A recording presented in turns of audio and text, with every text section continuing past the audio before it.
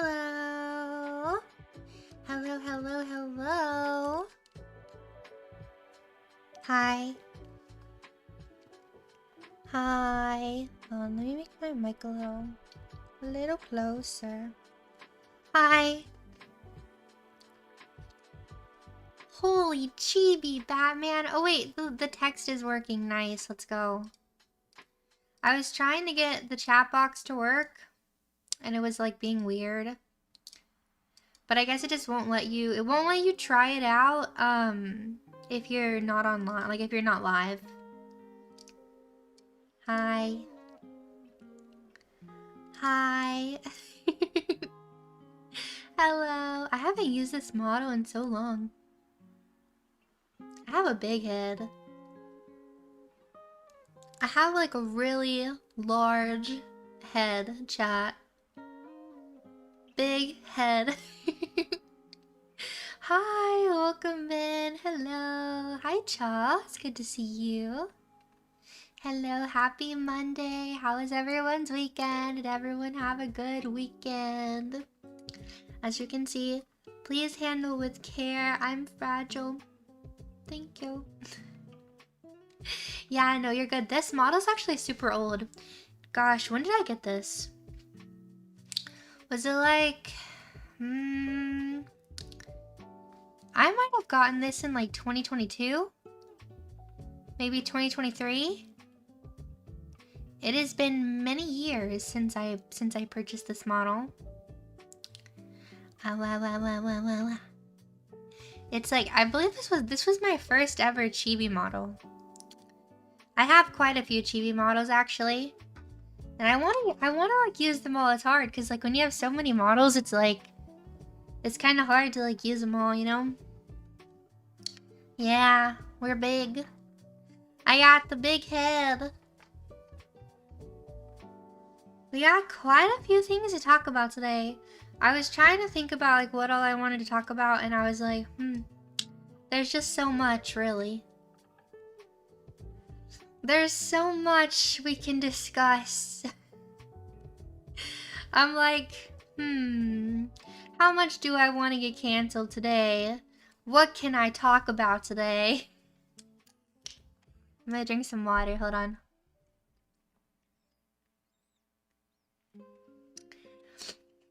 Yeah, this was actually one of my first outfits. One of my first outfits. Hold on, I'll show you. Haha. Isn't it cute? Isn't it cute though? Hello. Hello. Is this one of the chats where we can talk about world events? Yeah, as long as it's like constructive and not like not constructive. I try to keep things as chill as I can. As chill and like, you know, with love, right? As much as we can. I mean, some things is kind of hard to like, you know. Sometimes it's kind of hard, I can't lie. But yeah. Is the face squishy? Does it look squishy? I feel squishy. Can we get a poll? Will you punt her? Hold up. Hold up. How do I do a poll again? Engage with your audience. Here we go. I'm still learning YouTube streaming. Hold on. What do? What do? Hunt her or hold her? I don't want to get punted. I'm a good person. I don't deserve this. I don't want to die. You know, oh my gosh, it's getting more, it's just getting kind of split. We got 30 votes. Whoa. You know, my chat's so sweet. They're still, hold her is winning. You know what they say? Like, they say, like, your chat reflects you or whatever. Which, like, I definitely feel like my, it's not to say that no one in chat will ever, like, say anything out of pocket, right? But, like, by and large, I really feel like that's actually kind of true because my chat is always so sweet. Now, don't get me wrong. Like, maybe not everyone who follows me on Twitter, or maybe not, like, every single person who's ever watched my videos, obviously. But, like, I don't know, as far as, like, my chat goes and, like, the Discord and stuff, everyone's, like, very comfy and nice. Like, I feel like everyone's very respectful, which makes me very happy as a streamer. Like, it's such a, I feel like it's such a, I don't know, it's just a nice feeling to have.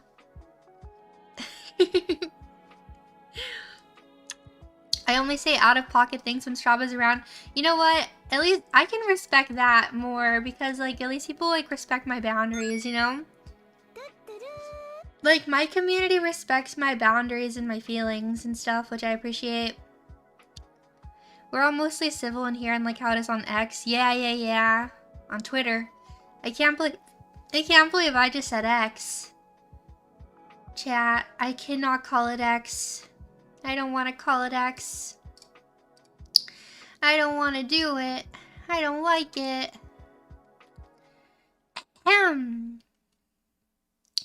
Wow. Chat.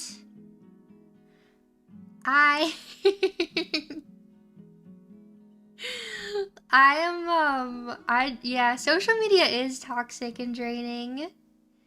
It's like not good. In fact, it is like bad. It's like bad time. Chat, I was trying to think of a goal we can do. I changed my dono sound to where, okay, because like I really love the caramel dancing, but I do feel like it's kind of long. So I turned it to where if you dono at least, like if you super chat at least $10, it will play. But anything lower than $10, it's just like a cute little sound, like the same one that plays whenever someone gets a membership. Just because it's very long and it drags out a lot, and as much as I love to hear it, you guys are kind of insane, so it's like, I don't know. It happens so often.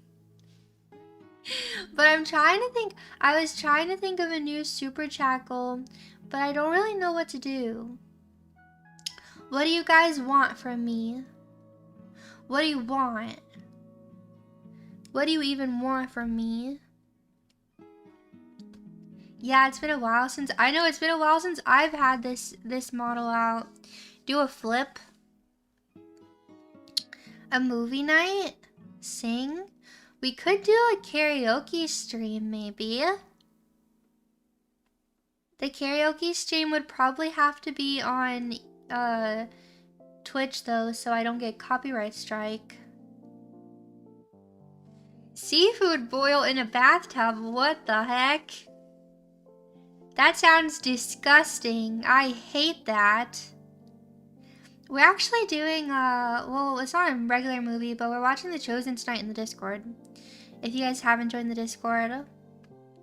It's 18 plus. Although there's no NSFW stuff, obviously. Maybe, ooh, cooking stream. Interesting. I don't know, I feel like I would like the karaoke. Karaoke could be fun. Ahem. You guys.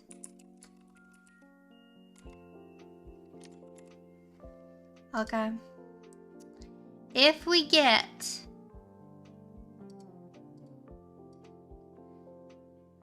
15 super chats in the next 2 hours, we'll do a karaoke stream.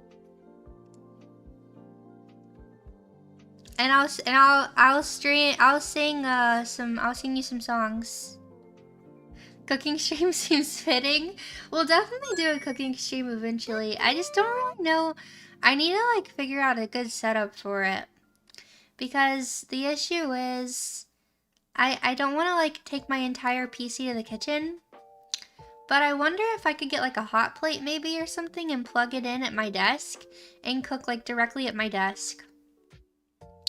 I feel like that would maybe be a little easier. But yeah, we'll definitely do that eventually. Eventually. Chat, my chat loves me. They voted to hold me and not punt me. I really appreciate that. Oh, hi Kevin, welcome in.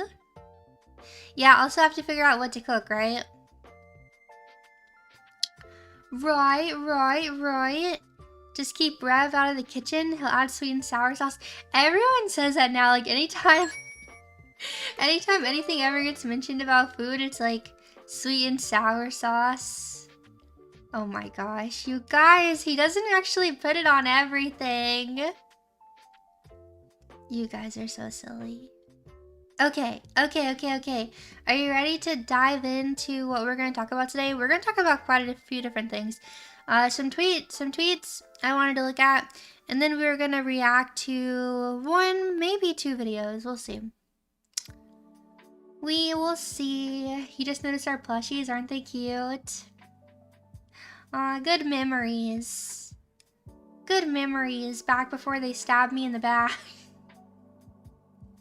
Well, and then they removed the knife, but just from my back, kinda. Just a little bit. That's okay, the plushies will be cute forever. I will love the plushies forever.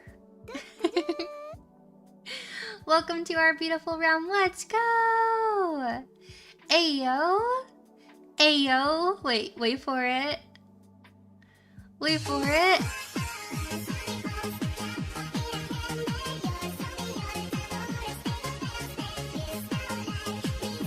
I expect that you're all dancing. Caramel dancing. Ooh, ooh, ooh, ah, ah. Ooh, ooh, ooh, ah, ah. Thank you so much for the $10 dono. One dono towards our goal. Karaoke stream. You gotta sing at least one of the Yakuza Like a Dragon karaoke songs. I have never heard of that. But you know what? I will look into it. I will look into it for you. Even though I don't know anything about that song. I will look into it. The chibi head bob is so cute. I love it. Do do do da da do do. First time seeing this model? Yeah, I like this one. First time strawb has shown up in my YouTube. I wonder if it's because I watch a lot of Rev. Probably.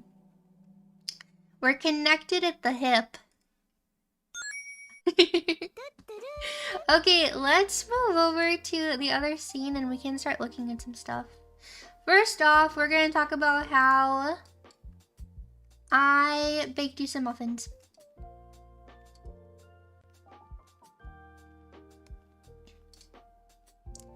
Okay, I baked some muffins. I baked some muffins, chat. Hold on, let me like fix this screen because it's like... Here we go. Let me fix this real quick. I baked muffins. And, well, that's that. So, I'm gonna be really honest with you, chat, and some people in my chat might get angry at me, but I don't think most people will get angry at me. But I actually don't really care about AI art. I'm gonna say it. I've held it in for so long. I've held it in. I've had so many people get like I get mad and it's like scary. So I don't actually care. Now don't get me wrong. Is it as nice as real art? Of course not. Will it ever have the same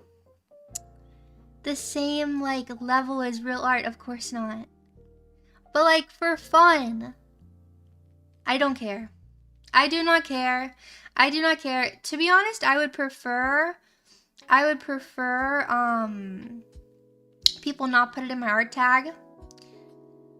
Just because I do get confused sometimes whether art actually is AI or not.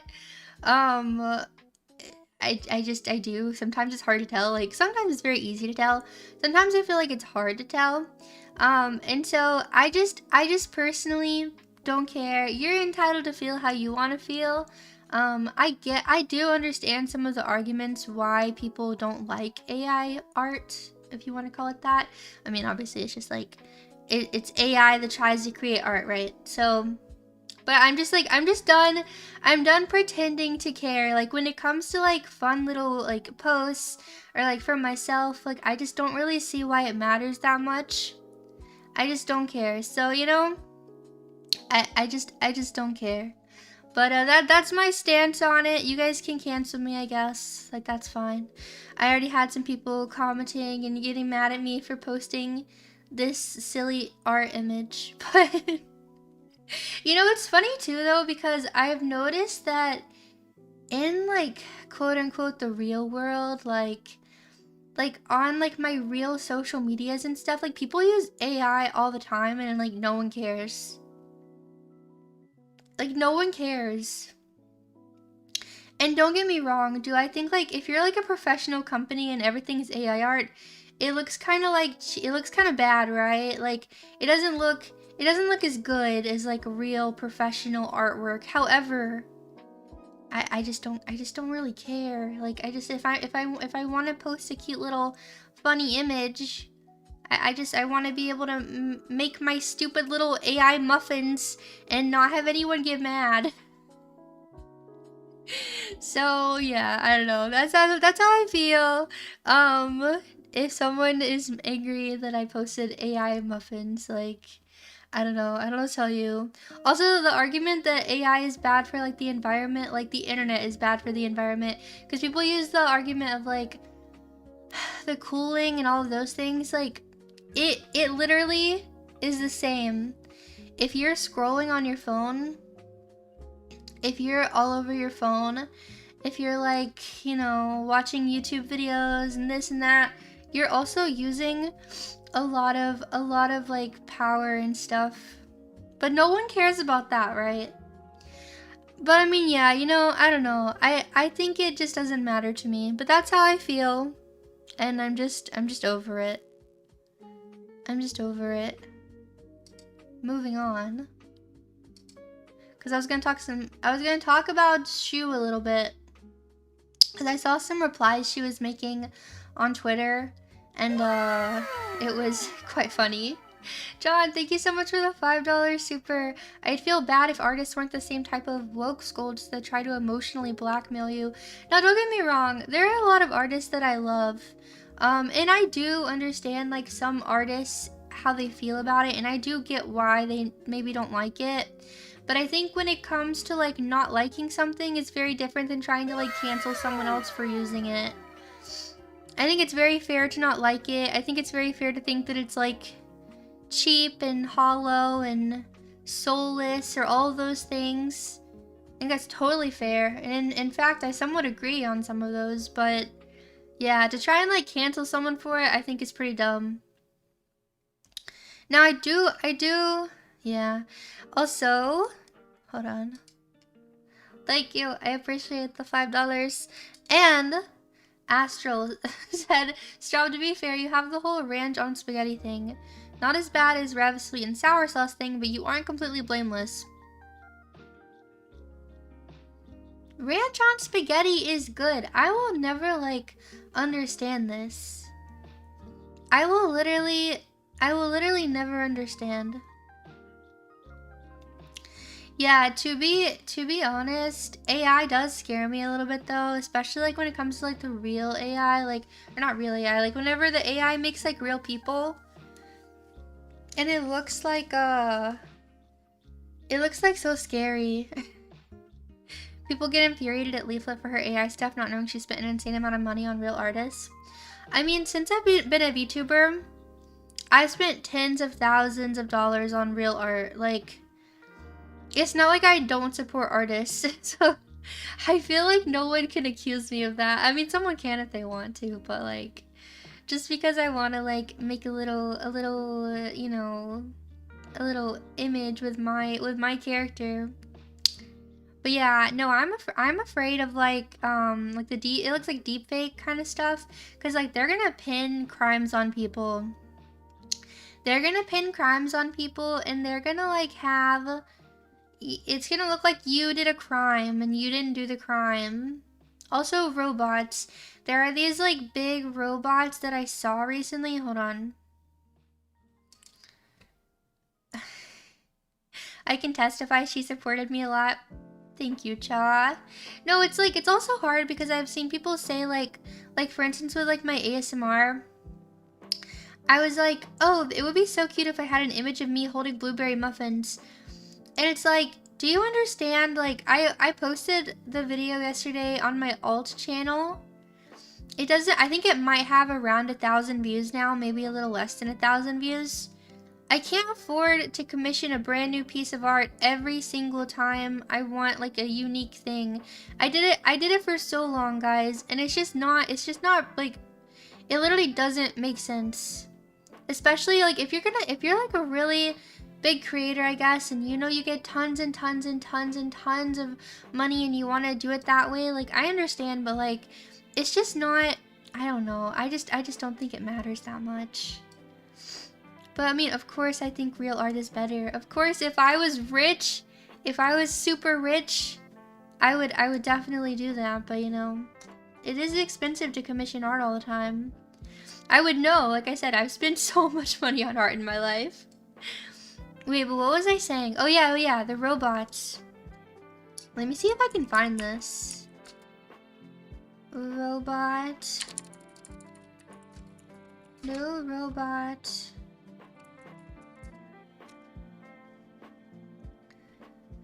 I don't know. Wait, where is it?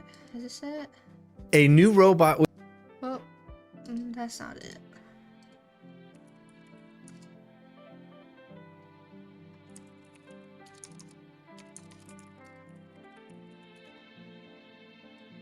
I was trying to find...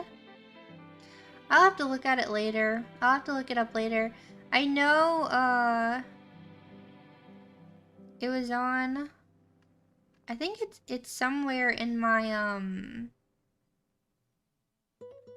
is it? I don't know, I'll have to find it. I think it was somewhere in my bookmarks, but I just know that there were these robots that were like very large and, scary. Like they were freaky looking.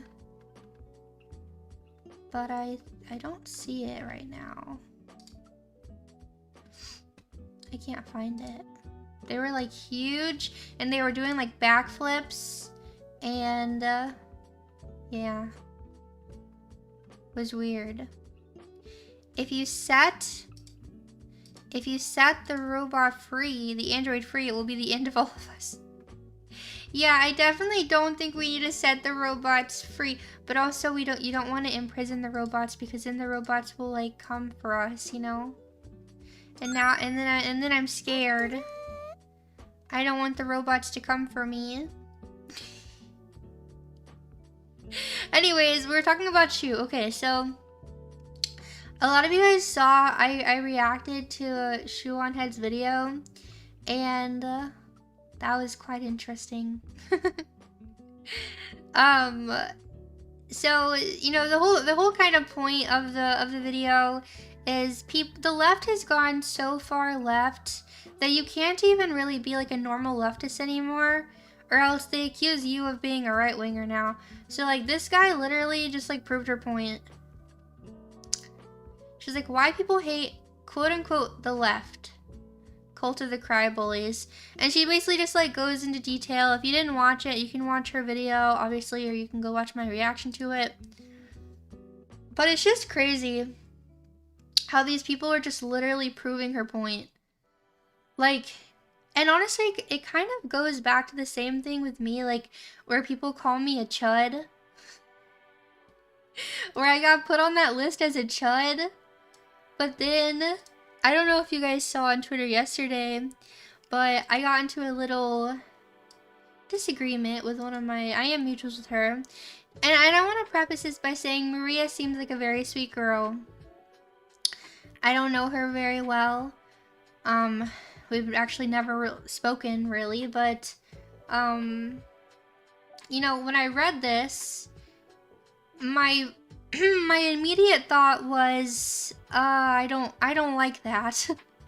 But basically she had said, when you give women complete reign over their lives, they will nearly always choose to ruin themselves and society around them. Nearly every single culture on earth unanimously and independently choose to limit women's agency for a reason. But the phrase limit women's agency, like, just set off red flags in my head. Like, I'm sorry, but just the concept of limiting my agency, like, is it wrong for me to have a problem with that? Like, so all I said was, like, can you define what you mean by nearly every single culture on earth chooses to limit women's agency, and if/why you think it's a good thing. And then, of course, someone's like, is it a good thing that women vote to import the third world and allow themselves to kill their own babies? It's like, first of all, I said men do that too because it is true. Now, I do understand that women do it at a different, like, percentage. I understand that women are more emotional. But it is true that men do it too. Men also vote for these things. So it's like, should those men not be allowed to vote? I mean, some people will probably say yes. But I kind of just, oh, hold on. Okay, let's go down the rabbit hole, right? So here it said, hold on.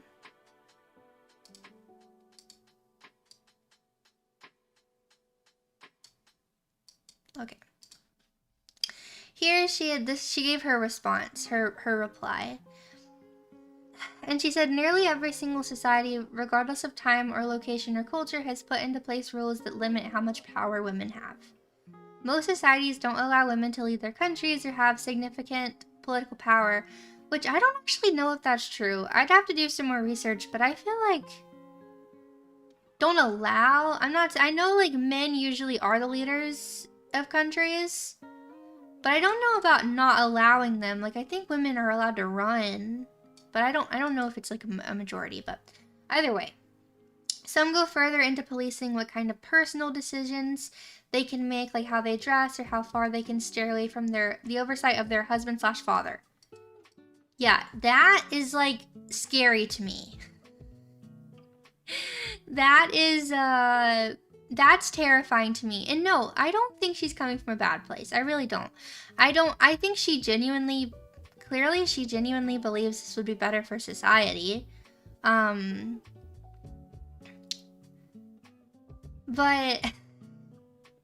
and maybe I don't know. I kind of have, like, so many thoughts, but my first thought is, like, just because I gave up the right to vote, I don't think that would improve. I really don't think that would improve society. And then someone in chat said, gender is not the issue, it's the godlessness. Let's focus on the real issue. I feel the same way. But you'll kind of see, well, what I say. But that's like really concerning and scary to me. Whenever, you know, thinking about someone dictating how I'm allowed to dress and, like, how far you can stray from the oversight of your husband or father. Tuna, thank you so much for the $10. Thank you. Thank you, thank you. At the end of the day, we're all really good at making bad decisions for ourselves, hence the need for a savior and advocate in the heavenly courts. True. Thank you for the no-no. I mean, listen. Women and men both make mistakes. This might be a hot take, but it's true. Neither of us are perfect. I would argue that oftentimes we might make mistakes in different ways. You know, some people will often say women are super emotional, and sometimes that can lead us to make bad judgments. That can be true sometimes. I think also our emotional side can be a strength at times, but I will say, like, similarly with men also have certain tendencies that can actually, like, how do I say this? Like, I feel like men also have their own tendencies and issues that are more common with men. Do you know what I mean? Like, I feel like we both have pros and cons. And I just don't feel like, at the end of the day, I really just don't feel like policing how women live and and all of these things. Like, I just don't think that that's beneficial for society. I really don't.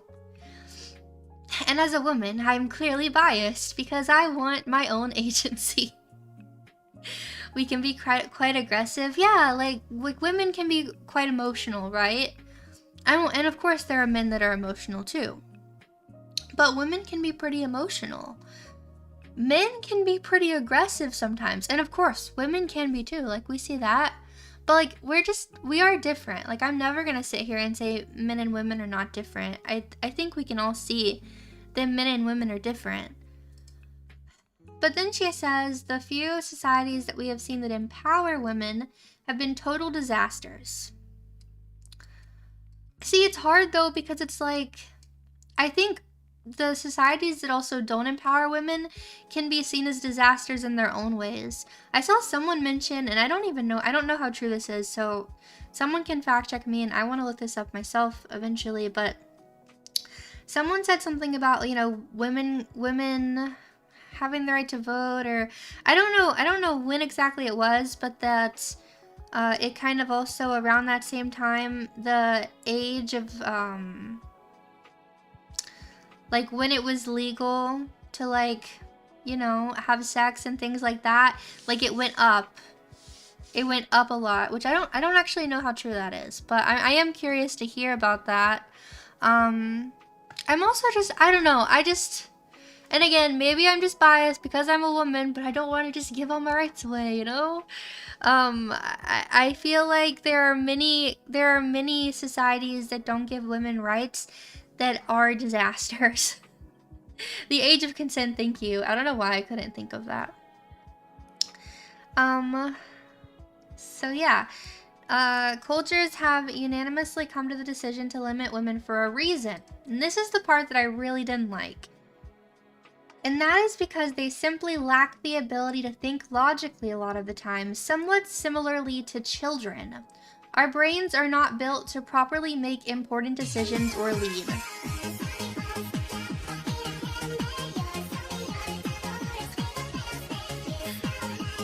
Bad boy, thank you so much for the $10 super. I appreciate it. Outlaw ran dressing in all applications in country music, otherwise people have to decide for themselves. Do you really want the government to limit freedom? No, I'm a big proponent in the government not taking away our freedoms.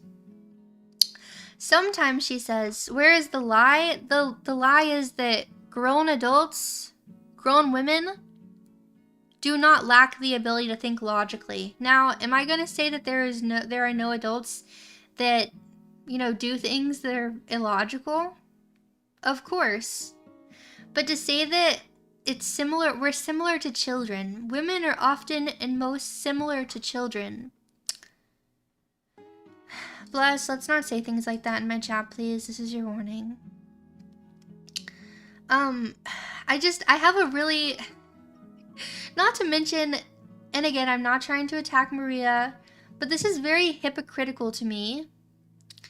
Simply because you are making, like, you're coming on the internet and you're saying how you feel. You're a woman online with a platform, and you are telling people your thoughts, your feelings, and all these things. I feel like it's kind of hypocritical as a woman to say these things and come on the internet and, like, talk as a woman. If we're not smart enough, if we don't make, you know, if we're not able to make important decisions, if we think illogically similarly to children, then why are you on the internet telling other people to do anything? Shouldn't men be doing that? She's talking about most women, not all women. No. She said that a lot of the time. I don't think she said most. She said our brains are not built to properly make important decisions. She didn't say most women's brains are not built to make proper, important decisions.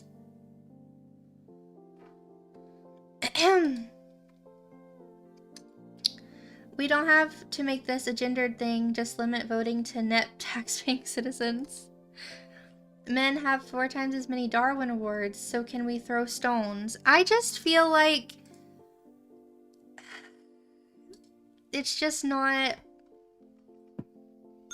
I'm honestly just shocked that so many people feel this way.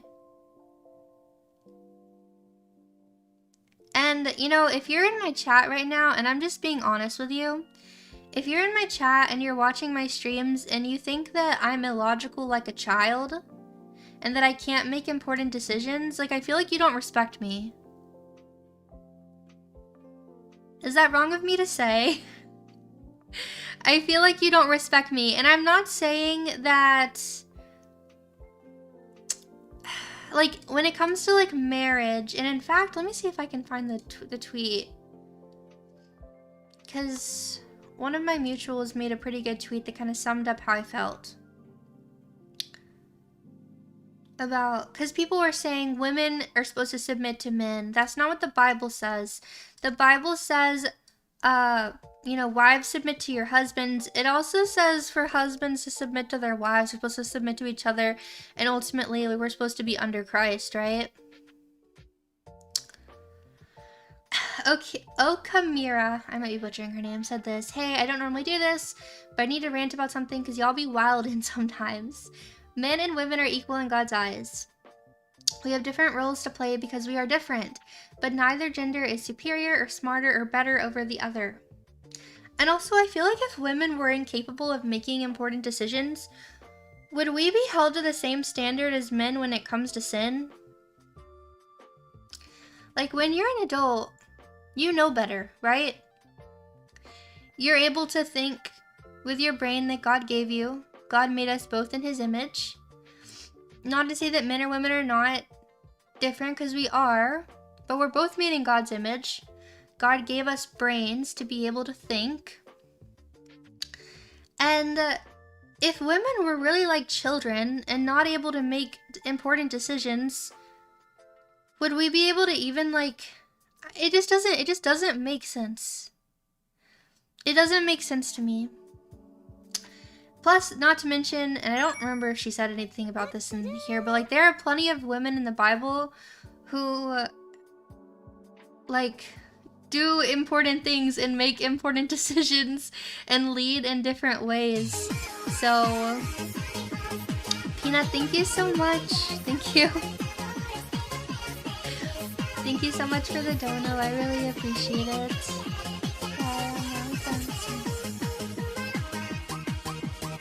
And you might notice, like, I'm being really cautious with my words here because I don't want to say something incorrectly. Because this is obviously a really touchy, important topic. God gave Eve the responsibility of raising children as the primary homemaker after the fall. That requires reason. Children can't raise children. No, for sure, children cannot raise children. Thank you, Collins, for the $5. So let's keep reading this, though. Women are not supposed to submit to men, and I'm tired of people taking passages like Ephesians 5:22 out of context to put women down and miss the entire point. It's shocking the amount of people who I've seen conveniently leave out the rest of the passage and ignore context to use one verse to be controlling, like, haha, that's right, women need to shut up and submit and do everything men tell them. No, of course not. Women are not slaves or property. First of all, this scripture is talking about God's design for the roles of women and men who are married. That is right, chat. Women do not just submit to any men. It's their husband. Doesn't say anything about women being inferior or needing to submit to men. Secondly, I know a lot of this generation hate to hear the word submit, but you need to understand the context. Submission is yielding out of respect for your spouse. It is a response rooted in love and respect for God. A godly marriage has Jesus as the foundation, with both spouses submitting to each other out of respect for one another and reverence for Jesus. Now, of course, in a biblical marriage, wives are called to yield out of respect for their husbands and let their husbands lead. Yes, that is biblical. And husbands are called to love their wives as Christ loved the church and lay down their lives for their wives. It's husband and wives, it's not just random men and women. That's why it's so important to marry the right person, whether you're a guy or a girl. It's important to marry the right person. So you shouldn't get married like willy-nilly, you know? Another way to put this is, wives are called to let their husbands lead, and husbands are called to lead by submitting to Christ and putting their wives first. So obviously, like, Christ is number one for both of you, right? A husband should be thinking about his wife. He should be thinking about what's best for her, even if it's something that maybe the wife disagrees with. But he should do everything with, you know, wanting his wife and his family to be okay. It shouldn't be like a selfish desire. But Christ should be at the center. So a lot of people like to conveniently leave out the second part and just say that wives should obey their husbands with every, blah, blah.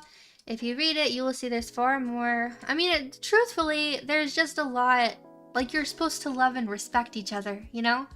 And yes, a good, godly husband will lead. But Christ is above him, right? So, like, ideally, the husband leads, but he's doing what God wants him to do. He's not just, like, being selfish and not following, Christ. And he's doing what Christ wants him to do. He's doing what's best for his family. So, Ronald, thank you so much for the dono. Thank you. The best explanation I've heard is women and men collectively solve scaled problems differently. Femininity seeks fairness and masculinity seeks justice. Both have integral roles and both can be misled. You said it like, that's honestly exactly what I was saying earlier, and like you said it perfectly. Thank you so much. I agree. And that's why I feel like, and you'll see in my post, this is what I had said. No, that's not it. Why can't I find it? Was it here? Yeah. So, I said I actually do agree that women are very different than men. We have different desires, different experiences, different personalities, and that's part of why we complement each other so well. And yes, sometimes we can be swayed emotionally more than men. Sometimes even to our detriment. I'm not going to sit here and act like that's not true. Like, I'm not going to sit here and act like there aren't times where I'm very emotional and I let it cloud my judgment a little bit. That is true. And that's why I love having a husband that I can talk to, and we balance each other out because we're like opposites. You know what I mean? And yes, sometimes even to our detriment, but I don't believe that's always a bad thing. I personally think, especially as a married woman, that women and men can often balance each other out nicely and help each other see what the other maybe has trouble seeing. I know for Rev, sometimes he can have, and I can say this as his wife, he can have the issue of being way too aggressive, way too harsh, to the point where it's sinful. And as his wife, I'm able to step in and speak to him sometimes in a loving way. That's not true. I did not know you were listening to me. I literally was just walking by. It was the perfect timing. Anyway, sorry guys. Yeah. No, perfect. you're fine. But am I wrong though? This is very true. It's like we balance each other out. It's a balance. And so it's like, just like sometimes when I'm super emotional, he can be like, okay, but here's a more logical approach. And I'll be like, I get what you're saying, yes. And then it's the same way with him. He might be, thinking about something without considering any emotional side, anything that's like more empathetic, emotional. And then I'll tell him, or I'll say, hey, you're just being straight up mean, You're not really thinking, and then he'll be like, dang, you're right. And you've told me, you said you've made me a nicer person. Yeah. And I feel like, but we've made each other better people. Do you know what I mean? Like, that's the whole point. Well, sometimes I have to, like, take a more pessimistic approach. I don't know if that's the right word. But, like, sometimes you got to see things for what they're worth, and sometimes, like, you can't be too nice to some people. I mean, you can be nice to everyone, but there's situations where sometimes you gotta see what it's worth. Sometimes you think I'm being, like, too cold. Yeah. But also we're just different, But that's all I was saying though, right? Is like we balance each other out. Anyways, Like, that was not scripted, guys. I was literally just passing by. I didn't think he was I even was near like, me. I heard my name. I'm like, what's she talking about? Okay, love you. But yeah, you know, women and men can often balance each other out, help each other see what the other person has trouble seeing.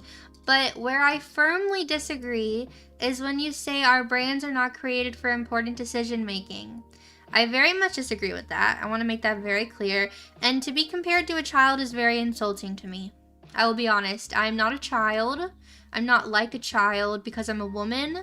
And it's very, very insulting to be compared to a child because I'm a woman. It's very insulting. Like, I honestly can't believe she said that. And again, I have no, you know, no hate to Maria. I just can't believe she said that. It really,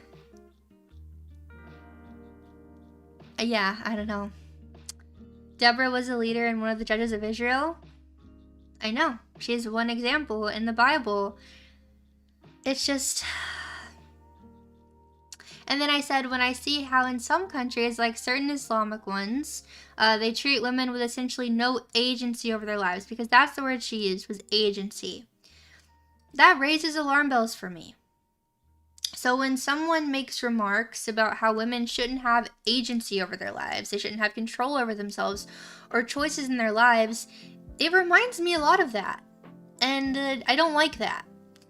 I like having freedoms. Like, I do. And I know that sometimes freedom comes with cost. Sometimes freedom comes with cost, but I would take America over one of these countries where women are not even allowed to drive any day. Any day. Any day. I would take the United States over one of those countries. They treat women like they're nothing but property. And I'm not saying that she necessarily feels that way. Like, I'm not saying she thinks that women are property.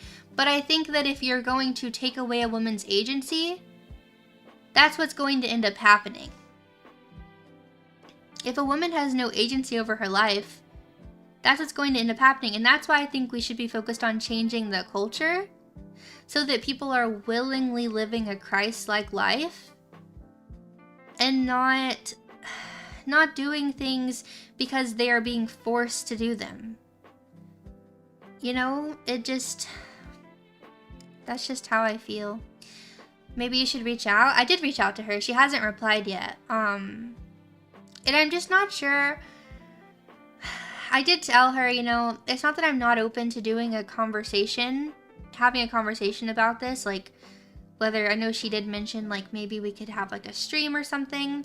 I don't know how comfortable I am debating this, though, because I just feel like, how do you debate, you know, talking about women not having rights? Like, I guess the concept is just so foreign to me, I can't even imagine, like, what would I title the debate? Like, should women have rights? Like, you know what I mean? I just don't even know. I don't know. I feel like it would be, I mean, again, I'm not saying I wouldn't do it, and I think she's a very sweet girl, I really do, but I just very much disagree with her on this. She never said women shouldn't have rights. She's saying that these countries are better when women don't have agency. And, I mean, I'm pretty sure she's implying women shouldn't have the right to vote. Along with probably other things. Because when women don't have the right to vote, I mean, you're taking away a lot, you know? Like, should women have bank accounts? And I guess these are things that I could ask her, but I don't know how much I'll like the response. You could ask Celeste to moderate a discussion. Yeah, I mean, it's not even that I feel like it would get super heated. I feel like we could both be respectful about it. It's more like I just don't even know, like, I almost just don't even know how it would even take place. I don't know, maybe that doesn't make sense to you guys.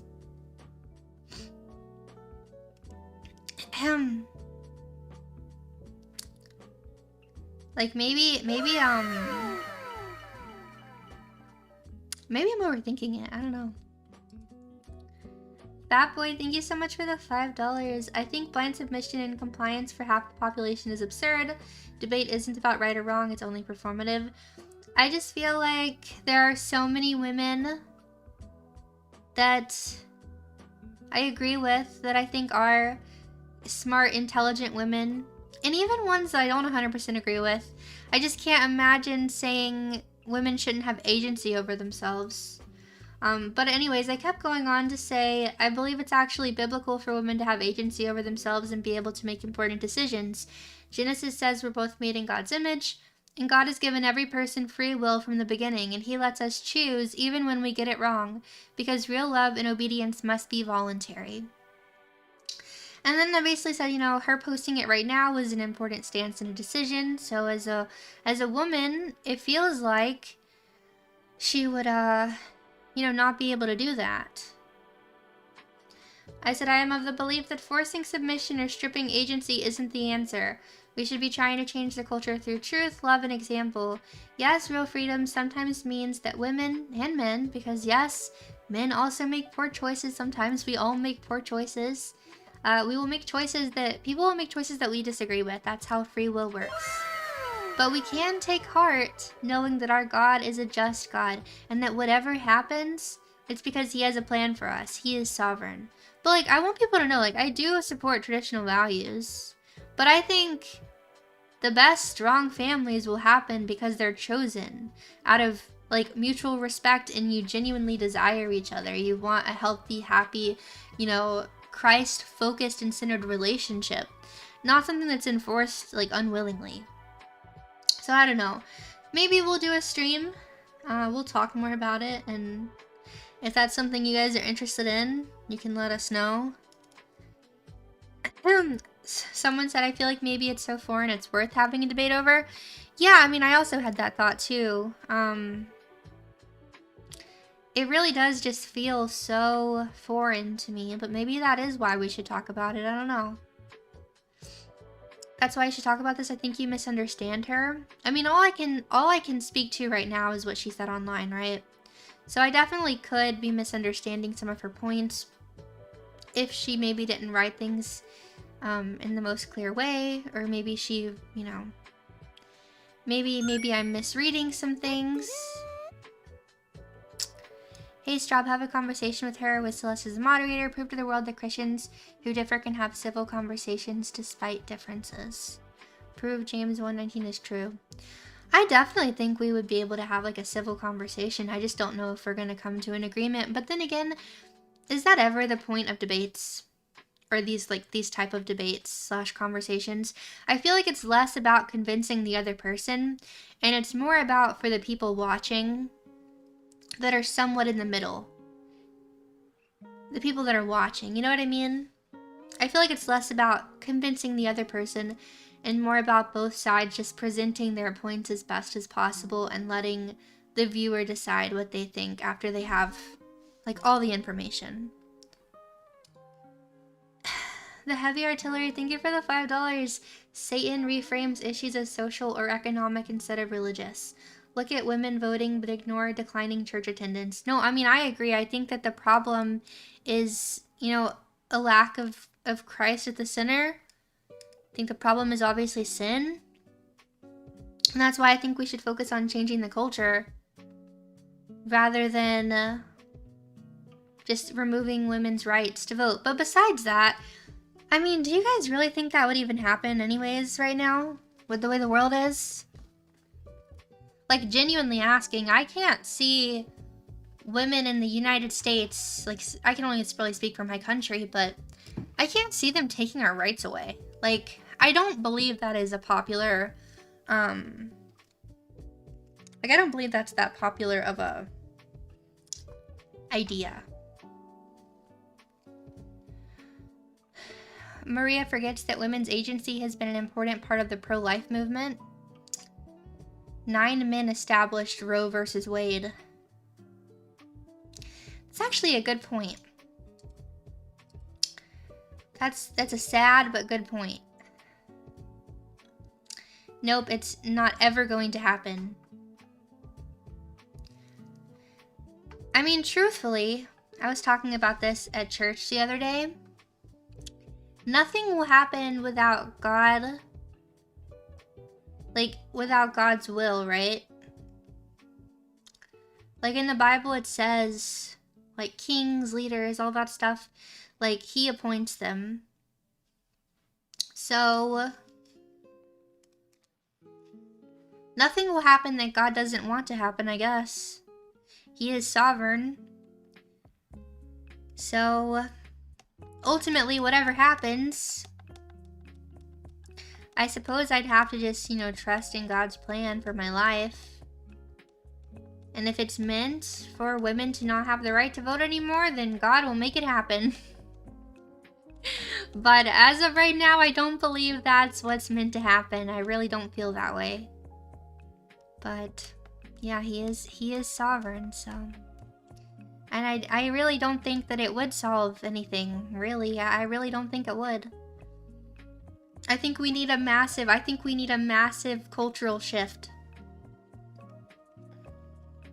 And maybe if we had that massive cultural shift, maybe more people would be willing to do that, but I still think that it would just be too dangerous. It's too dangerous as a woman. The concept of giving away my rights, giving away my agency, it's just too dangerous. Because I've said this before, I believe. I think I said it on Twitter once, but like if I could see into the future, obviously I can't see into the future. If I could see into the future and I knew that signing away my rights would solve all these major problems in our country and that women would be okay in the US, we wouldn't be treated like property, all of these things, I would sign it away if I knew that it would solve, but I don't believe it would. I don't believe it would solve all these issues. I really don't. And again, I don't even think it would happen in the first place, so.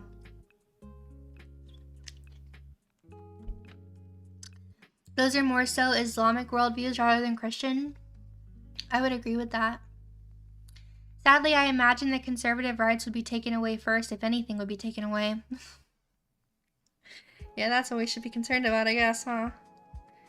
We should be concerned about them, like, banning the Bible for being, offensive. That's way more likely. The Bible getting banned for being offensive is way more likely than women getting their rights taken away.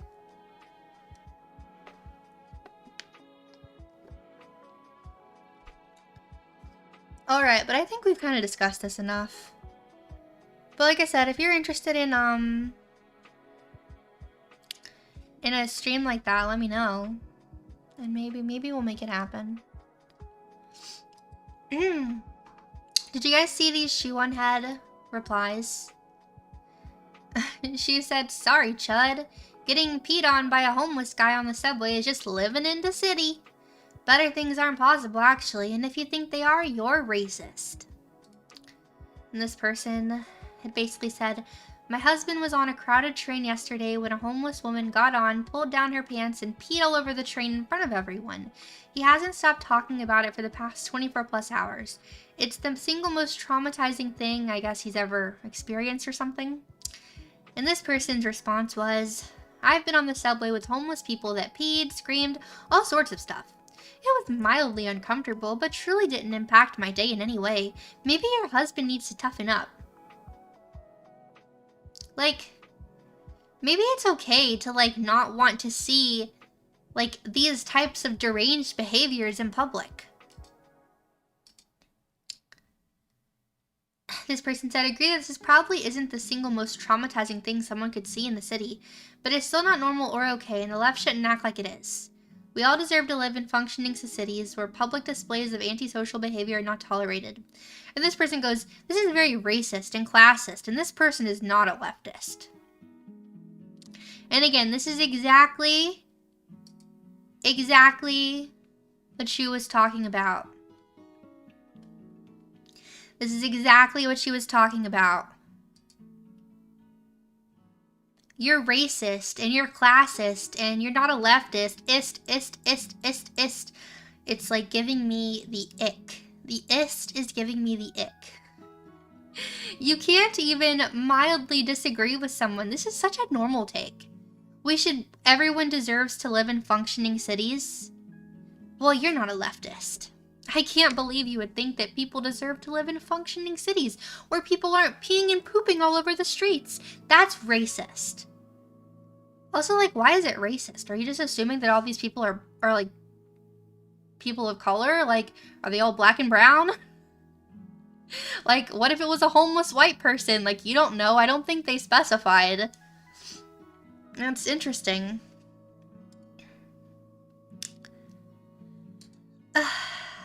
Just deal with it. It's fine. Listen to your music and stay a little alert and don't make too much eye contact. Try being homeless in a city that will acquit your murderer. If you are a woman, get to another car or get off and wait for the next one. Plenty of other options besides murdering someone. You're riding on the NYC subway an hour after Daniel Penny was acquitted. Oh my gosh. It's just crazy. It's actually insane. Like, people aren't allowed to just not want to get peed on by homeless people. Bob said a homeless woman once pooped on the train next to me and left poop stain on the seat next to me. I wanted to vomit. It's like, you have to laugh because it's like ridiculous, but it is sad. It's obviously sad. It's also not good. Thank you, Trauma Tuna. New Yorkers are the most self-deluding, suicidally empathetic people in the country that they let an Islamic Marxist run the city into the ground and then pretend everything is fine. Pray for New York.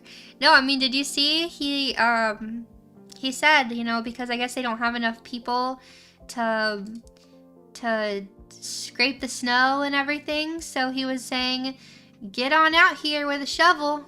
We're gonna shovel the snow together. I mean, this is what New Yorkers voted for, you know? They voted for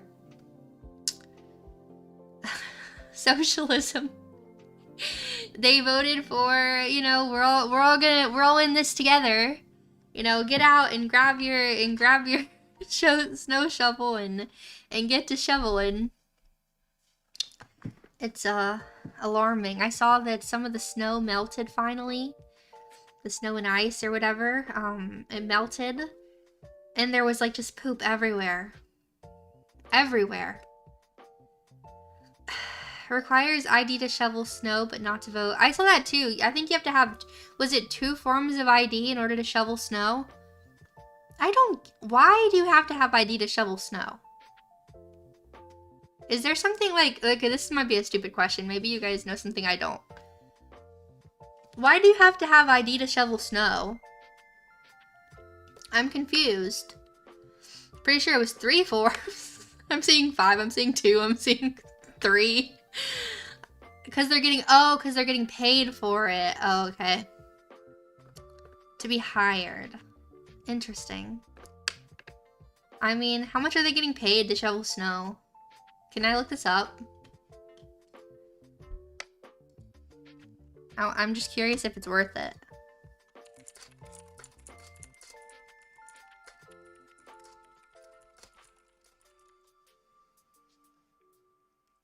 They're raising it to $30 an hour. Pay increases to $45 an hour after 40 hours of work in a week. You can make a decent buck. Hi Orm, thank you so much for the dono. Biblical wife submission isn't oppression or humiliation, but a conscious choice to serve, bless, respect, and help the one God places your head. For sure. Thank you, I appreciate it. Yeah, no, I mean, like I said, a good husband has, or you know, a Christ-centered relationship. Obviously, Jesus is at the head, and the husband submits to Christ. And really, you submit to each other, but you know that your husband is the head of the household. But he's not doing things, like I said, in a selfish way. He's doing things for the betterment of the entire family. Or at least he should be. That's the idea, right? Kids in my neighborhood did my driveway for 20 bucks. Nice. Pay increase after 40 hours a week. That's just overtime. Yeah, it's just, why do they not just have people shoveling the snow? I mean, I don't get it. But, so this person said, every 6 months, left Twitter debates whether people should tolerate riders smoking crack and peeing on the subway, where one person meekly raises a concern, and then they get dogpiled by people calling them a reactionary. This person said, the modern left has a noble, savage view of criminals, and the homeless and thinks they can serve as the vanguard of the revolution, and feel that the working class has betrayed the cause because they see transit as a way to get to work that should be safe and orderly. I mean, like, maybe, but then I think Shu kind of made it pretty, like, clear. She's like, I don't even think it's that deep. I think they live in a constant agonizing fear of being seen as racist or mean, so anything other than gargling crackhead pee is seen as racist or mean. That's so true. Also, Ronald, thank you so much for the dono. Let's freaking go. This here is a perfect example of weaponizing the fairness approach, seeking fairness for degens and criminals instead of enforcing proper standards. Thank you. We hit our goal, chat. Thank you so much. We will be doing a karaoke stream. Let's go. Why live in New York if you can't pee and smoke crack in the subway? You know, I like New York City, I would never in a million years want to live there. I don't know, I think it's imperative to treat your relative discomfort with strangers peeing in public as basically irrelevant compared to the bloodthirsty indignities forced on the unhoused and disenfranchised in America. Okay, can I ask a question though? This is like a genuine question. Because I know that, like, it's primarily people on the left. I mean, it seems like it always is, right? They change words. They change words because I guess another word is offensive now, so they change the word to mean to something else. Why is it unhoused now? What's the difference between being unhoused and being homeless? You're unhoused. You're a homeless person. I don't understand. I genuinely just do not get that one. That one I do not understand. You're still saying they have no house. They have no... I guess they're talking... Wait, is it because, like, home is where your heart is? They're unhoused, but they have a home, chat. They're not homeless. Home is where the heart is. I'm sorry. It's just ridiculous. They say it's nicer. I feel like being called, if I was homeless and I was called unhoused, I feel like I would go feral. Like, I just don't get that.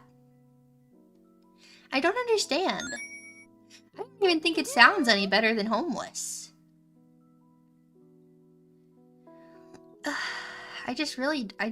Unhoused takes longer to say. Does it? Homeless, unhoused. I feel like it's pretty similar. I don't know. I get that maybe they're trying to make it sound better, but to me, they both sound bad. You don't have a home, you don't have a house. I feel like that's not good. I just don't get it. You met the goal. How do you feel? I feel pretty nice. I do. Thank you guys for the support. We're gonna sing some karaoke soon. Next week. Next week I'll schedule it. I've been homeless. I would not have called myself unhoused. But that's a thing, right? And I think, who did I see talking about this recently? It was someone on, like, actual TV. They were like, people on the left need to stop being so, like, out of touch, basically, with, like, regular Americans. Because it's like they're so quick to, like, cancel you for saying a word incorrectly because there's a new word, like unhoused, you know? If you went up to a normal average American, including like a homeless person, they probably wouldn't know what you're talking about when you said unhoused. Like, that's just, you know what I mean? They just change things. I don't know. Homeless has a negative connotation, like there is something missing and it could be your fault. Unhoused means some unfair situation took his house away and it's just not your fault. I don't know. Clearly I'm missing something because I just don't get it. But Shu said, hey, just deal with disorder and crime, actually. No thanks. I guess I'll take my car to work again today. Why does nobody like public transportation? It's like people are afraid to go on public transportation. It's literally scary. You could die. Like, you could literally be stabbed. I mean, I guess like the best thing that could happen, well, the best thing that could happen is that, you know, it's just a normal quiet ride. But if you're in somewhere like New York City, you're probably never gonna have a normal quiet ride. But like, I guess someone peeing on the subway is a lot better than getting stabbed on the subway. But it's just, yeah, we do live in a low trust society. And I wonder, places like, isn't it true? I've always heard places like Japan and places like that are like considered high trust societies. And so things are better there. People just behave in certain places in the world. Like, which is why Americans come in and they're nuisances and it's very annoying. But you know what I mean? It's like, why are Americans this way? Why are we like this? Like, as a society, why do we not have like any, I don't know, couth? I don't know if that's the word. There's a reason why Japan is so clean and nice. I think it's more about what they don't have. Huh. I don't know. Japan is working on getting their high trust back. They're currently low trust in most cities right now. Interesting. Interesting. Manners are deeply... Yeah, from what I've heard, manners are just very deeply ingrained in other places like that. So... Hi, Strawb. Question. Have you or Rev seen any of the Skybrows videos? Yeah, I watched the latest one with Pippa as the cover. I watched that the other day. It was actually pretty good. It was on my YouTube timeline, like, recommended, so I clicked on it. It was actually pretty interesting. It was catchy. I liked it. Okay, next I wanted to talk about this because I'm gonna be so real. This is so incredibly, like, messed up to me. Why are we signing Bibles? What are we doing? I repeat, why are we signing Bibles? What are we doing? Why? Who thought that this was acceptable? I mean, why are so many people okay with this? And it's not even about who it's from. You know? It's not even about who it's from. It's Donald Trump.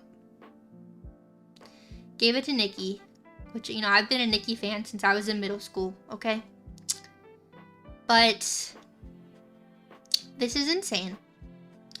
You sign books that you write yourself, you know? Like, if you're an author, someone might want you to sign their book, their copy of your book. No, this is the Donald J. Trump, 45th President of the United States of America, signature edition. Holy Bible. God bless the USA. Now it's signed on the cover. And it has his name on the cover. Like, where is Jesus Christ? And, you know, I saw some people comparing. I don't know if it's down here.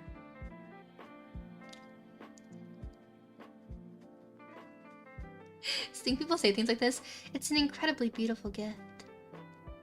It shows the future how far from the past we have come. Bruh. This is so wrong. This is so wrong.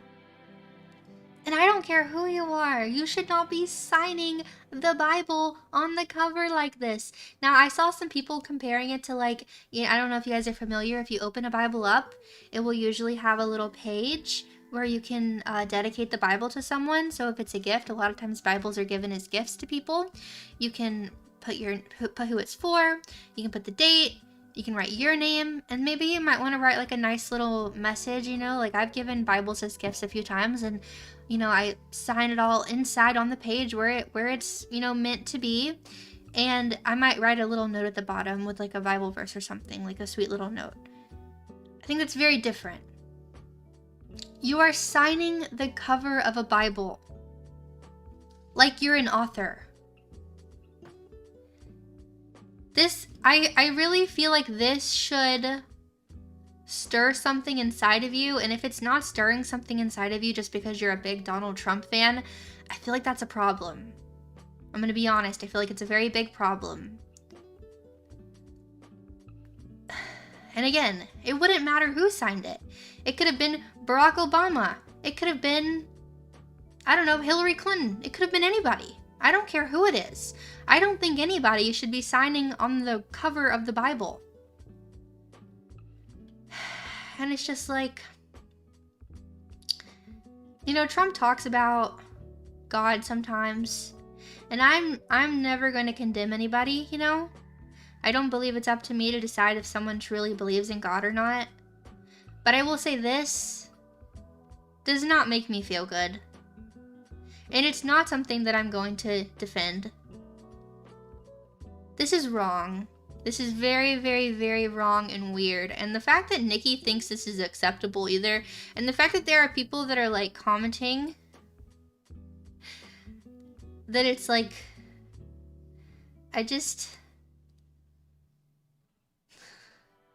God bless you, Nikki. It's not just a coincidence. You're more beautiful than the others in Hollywood.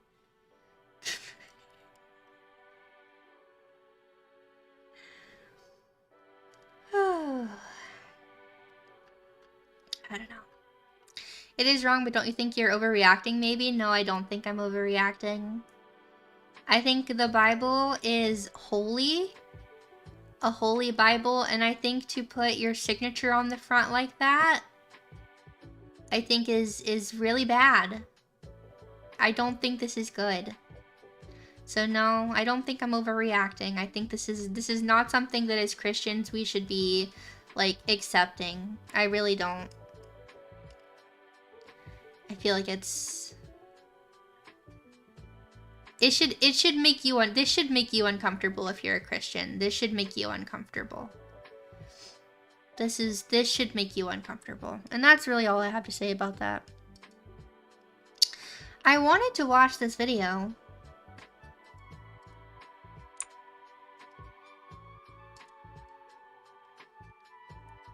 I like Amala. Amala Ekpunobi? I probably butchered that. I like her a lot though. She's really sweet. I like a lot of her videos. I've been watching her for a few years now. So yeah. Let's dive in. I saw this stuff, so for those of you who don't know, this video is about a brand called SpiriTsularis. Did you guys see all the stuff with SpiriTsularis that happened recently? It's pretty sick. It's pretty gross. Well, let's just watch the video and she'll kind of explain, because yeah, it's pretty bad. Let's see. Make sure you can see it good. Okay. Oh wait, it's muted. Okay guys, I'm going to read you 3 sentences, phrases, and I want you guys to think about what company could be responsible for these sentences. What products could they be selling? Let's start. I get turned on easily. How about a quickie? This is the closest your husband is going to get to a threesome. Can you guys figure out what type of company would be saying those type of things? Does anyone want to guess? Anyone want to guess what kind of company has that written on their products? Off like first glance, like if I thought If I saw those things in the store, I like Target because that's where it's sold. A sex, you know, an adult toy company. That's what I would assume personally. If you guessed a baby product company, you'd be correct. Okay, guys, we're gonna talk about the Frida Baby controversy today. Let's get into it. Yeah, you better. This is sick, chat. Yeah, you better. It's a baby company. Guys, before we get into today's video, please like and subscribe. Today we're talking about a company, Frida Baby, and the controversy that they're in right now because they have marketing for baby products that is sexual beyond belief. When I saw these things pop up, I could not understand why a company in its right mind would ever market. And chat, I want you to understand, this company is very, very popular. Like, if you know someone who has been pregnant, has had children, like in the last, I don't know, so many years. I don't know how long this company has been a thing. This, like, if they sent you their registry, you know, to buy something, I guarantee you Frida Baby's on it. It's a very, very, very popular company that sells baby products. Now, they're going to claim that these jokes, these just harmless jokes, are for the adults that are buying the baby products for their kids. But you're just going to see just how messed up all this is. It's really disgusting. Market a product made for babies in this way. Now, they do this over multiple products, which is even more surprising. And I'm going to show you some of the things that this company has on their packaging, some of the things they've posted online, and different jokes they've made in reference to their products, which should concern you when, again, you realize they're selling baby products. And you know what? Before I get into that, I should mention how popular this Frida Baby company is. If you are an expecting mother, Frida Baby is probably going to be on your list. It's probably going to be on your baby registry for its little... Yeah, and I haven't seen this video yet, by the way. It's blind reactions. Even though chat will tell me I'm lying, but I'm not. But, it's just crazy. Hold on one second. There we go. But yeah, this is I just want you guys to understand, because I know most of you guys are men, from my understanding, and most of you guys, I'm assuming, don't really know much about baby products. But as someone who I have many friends in real life that have children. I've been to many baby showers. I've helped, you know, family members with babies. I know this is a very popular, like, company. Like she just said, like, if you look on someone's registry, I guarantee you're gonna find something from Frida Baby. It's very, very popular. Bits and bobs and gadgets that you can use for your baby. Anything from their little nose sucker to their rectal thermometer, Frida Baby is pretty much on the list. Today, Frida Baby holds more than 70% share in its main category, with products sold in over 50 countries in more than 40,000 retail locations across the US, according to the company itself. They are wildly popular. Now, the mission statement for this brand, interestingly enough, is, quote, for the unfiltered realities of parenthood with simple yet genius solutions that get the job done. And now I'm going to show you the ways in which they've marketed some of these products. First, for their rectal thermometer in 2020, they posted a photo of it online. This is disgusting, chat. And they captioned it, "This is the closest your husband is going to get to a threesome." Okay. Now, we all know what a rectal thermometer is used. Now, on what planet is this acceptable? On what planet you would think whenever you're a company this big and you have like an Instagram or something, there would have to be like, I don't know, somebody would have to be approving, you know, tweets, right? Or be approving posts on Instagram, like looking over things. Who thought this was a good idea? Who thought this was funny? Because they're gonna sit there and they're gonna tell you, it's just humor for the adults. It's humor for the adults. We're talking about a child. And somehow Somehow it gets even worse than this. For, and particularly with babies, who in their right mind would caption this the closest your husband is going to get to a threesome? And what in fact are you insinuating with captioning a post like that? And I know that some people are going to want to be charitable towards this brand. They are marketing to. I don't want to be charitable towards them at all, actually. I have no desire to be charitable towards them. In fact, I would like to not be charitable towards them. Adults at the end of the day. There are going to be adult men and women who are buying these free-to-baby products for their child, and maybe a little bit of sexual innuendo is going to be something that's funny or grabs your attention and makes you want to support the brand more. But I cannot stress enough how much we should be separating sexual innuendo and anything that's having to do with sex from baby products. And I think we can pretty much all agree on that. I'm going to show you some more of what they've posted online. This is one of the most disgusting posts that they have. This is a baby with, I believe, snot on its face. And the caption says, "What happens when you pull out too early? Hashtag nose Frida." Now, for their company and their products, the nose Frida. I don't have any words for that. I think that was like the worst that I saw.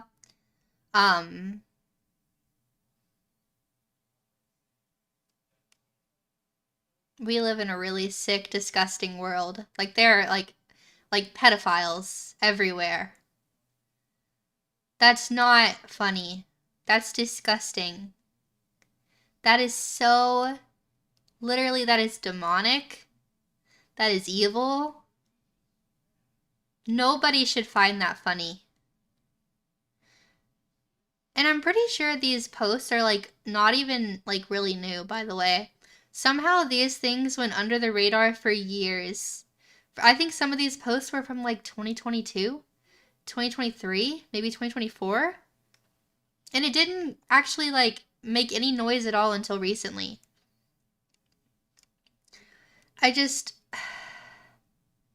Someone took that photo of that child. I don't know if that was like AI generated. I don't think it was AI generated, but like if it was edited. If they really strategically put like the snot up on their face like that, I don't know. It's just disgusting and it's literally demonic. Is something that pulls. No, I believe it's demonic. I mean, you guys might not be religious and so maybe you can't understand. I promise you this is demonic. Snot out of a baby's nose. And I guess that's the joke that they're trying to make. They're making a pull-out joke in reference to your baby. Okay, they have another product called the Frida Wind, which helps a baby use the bathroom more easily, especially if you have a colicky baby or some baby that's dealing with constipation or just can't go to the bathroom. Now they've posted some results, a dirty diaper, which happens when you use their particular product. And in the caption, they've written, "Thank us later. Slide into our DMs with success photos. Blur not necessary." Huh? But wait, there's more. On their little snot-sucking device, they've written pull-out game. Parents who may or may not pull their weight in snot-sucking duties. There's one... Like, it's their whole brand. It's like all they... It wasn't like a one-off post by a random person who was running the Instagram that was stupid. It's their entire company.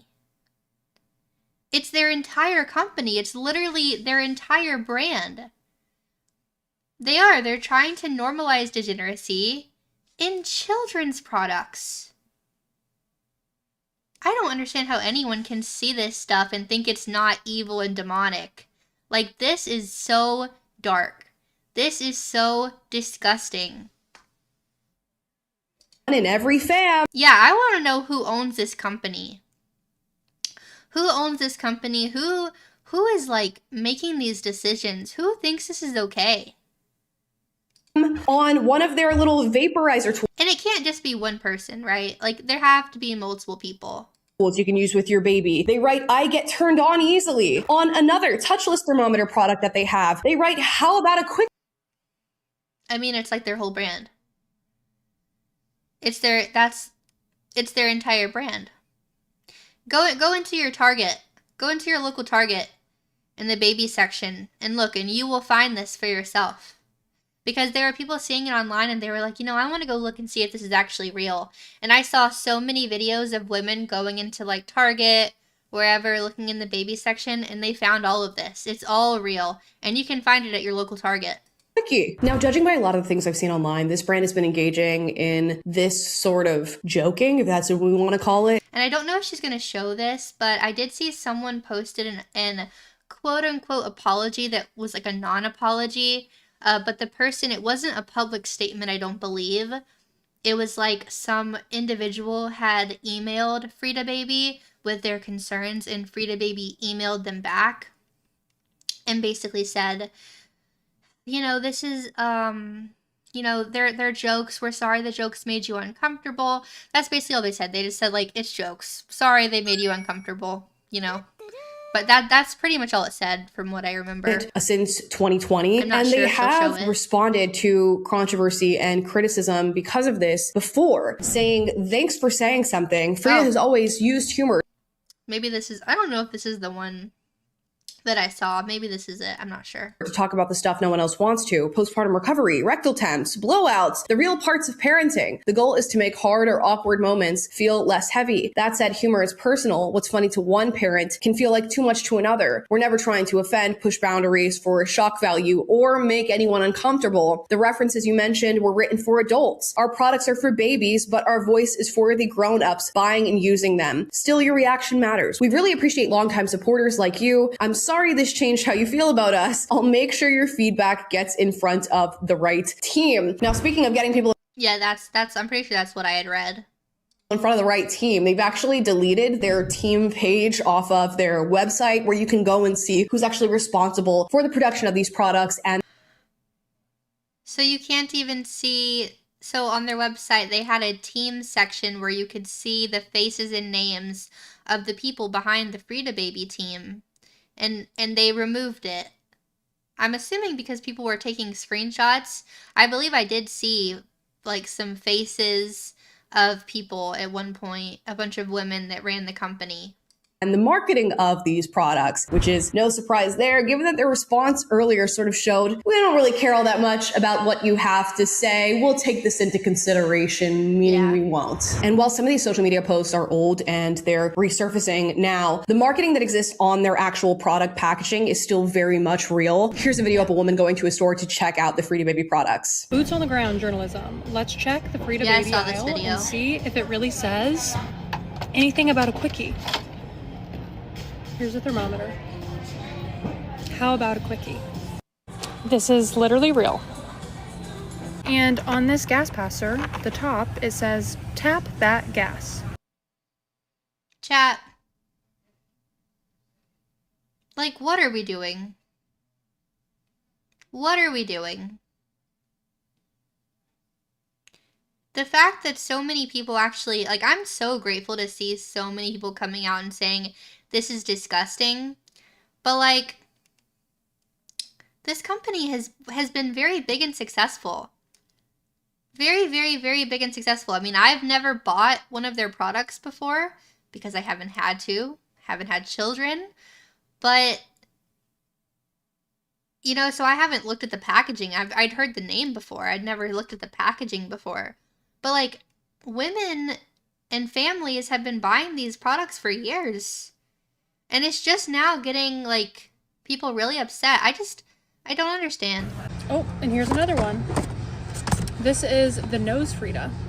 And on the side of the box, it says, I'm a power sucker. So there you have it. A lot of people were asking if this was real on my last post about this, and it's... Ace, thank you so much for the $10 super. I remember seeing this kind of stuff back in 2014-15 when we would go to Babies R Us and get supplies for my newborn sister. This stuff was everywhere in the store. Oh my gosh. So they've been around for a while. Thank you for the $10. Yeah, that's disgusting. That's crazy. That's like actually so crazy to me. So let's see. It says, tap that gas. Oh, and here's another one.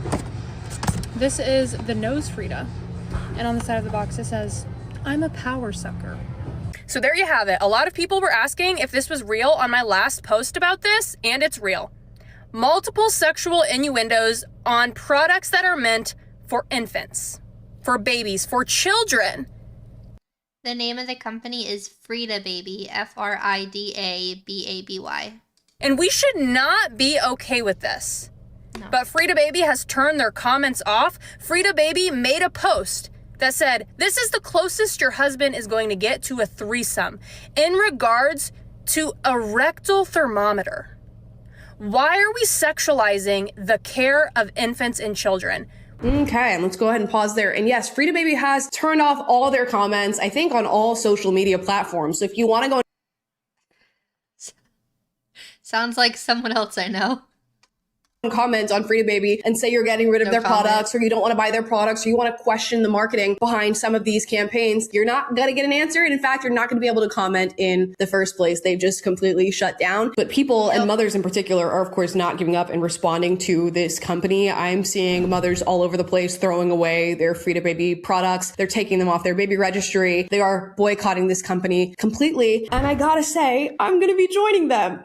Yeah. And if you're wondering, Amala, how could you be joining a baby yeah, she just said, I saw, I think it was yesterday, I saw that she's pregnant. product boycott? You don't have a baby. Guys. Can you see it? Can you see that? Check it out. Baby girl on the way. Baby girl very much on the way. And guess what? Baby girl will not be seeing any Frida Baby products near her. None will be in the vicinity. That's right, guys. I'm in the second trimester of pregnancy right now with a little baby girl, which I'm so excited to share with you guys. And I figured today That makes me so happy. I love her so much. Oh, she's gonna be such a good mom. today's video would be the perfect opportunity to talk about that, because a lot of you might be wondering, Amala, why would you give a damn about what Frida Baby's doing and this marketing? Yes, some of you guessed it in the comments. Maybe it's the natural glow that comes along with something like this. But yeah, John and I are very excited to become parents and to bring a little baby girl into the world and to look after her. And I'll be sharing a little I'm not gonna cry. It's so sweet. Like, she's so sweet. I'm so happy for her. bit of the pregnancy journey and all the things that come with that, and hopefully some of him as well on You can this just channel. like look at her smile. Like, she can't even hide the smile. She's so happy. That's just so, oh my goodness. For all of you who are interested. So I'm looking forward to that. And I've always cared deeply about children on this channel. We've talked extensively about exploitation of children, keeping them safe and protecting their innocence. And I cannot wait to do that now as an actual mother. So that's super Also, I just realized I have the same headphones as her. Off topic. Mine are white though, but exciting. So yeah, guys, I think that's kind of how we're going to land the plane on today's video. I've always cared deeply about the innocence of children and protecting them. And in today's day and age, with everything that's going on surrounding this subject, the Epstein I mean, we have to, oh my god, I don't want to have it paused on him actually. files, which we're all taking in and reading. But like with babies specifically, like, they're innocent, you know? They can't, and they're defenseless. They can't defend themselves. We have to speak up for them because they can't speak up for themselves. That's like also why I'm so passionate about, you know, the pro-life movement and talking about abortion and things like that, because the babies can't do it. Babies cannot defend themselves. They can't step up and, you know, fight for themselves, fight for their right to live. And it's been so, you know, normalized, and they are dehumanized. And, you know, if we don't say something, who's going to? They're not. It's super crazy that a company would have ever engaged in behavior like this. It's super crazy that they're still doing it to this day. And I think in every way, shape, and form that we can protect children, whether you're a parent or not, we should be doing that. They are the most vulnerable in our society, and unfortunately, often the most victimized in our society. And they are victimized when companies are promoting their products in this way. There should be no association. Like, not only are these jokes in themselves inappropriate, they have literal babies. Like, the photo of that baby with the snot on his head, that is a literal child. That is disgust. Like, you literally have an actual baby in that image that you are sexualizing. Like, how do people not see an issue with that? I don't understand how everyone doesn't see an issue with that. Like, That is disgusting. With sexuality and children and baby products. And I think Frida Baby is going to learn that lesson right now, that whether you're joking or not, they're gonna learn the maybe hard way. we don't do that. And it's hard to believe that with the extent to which they've been.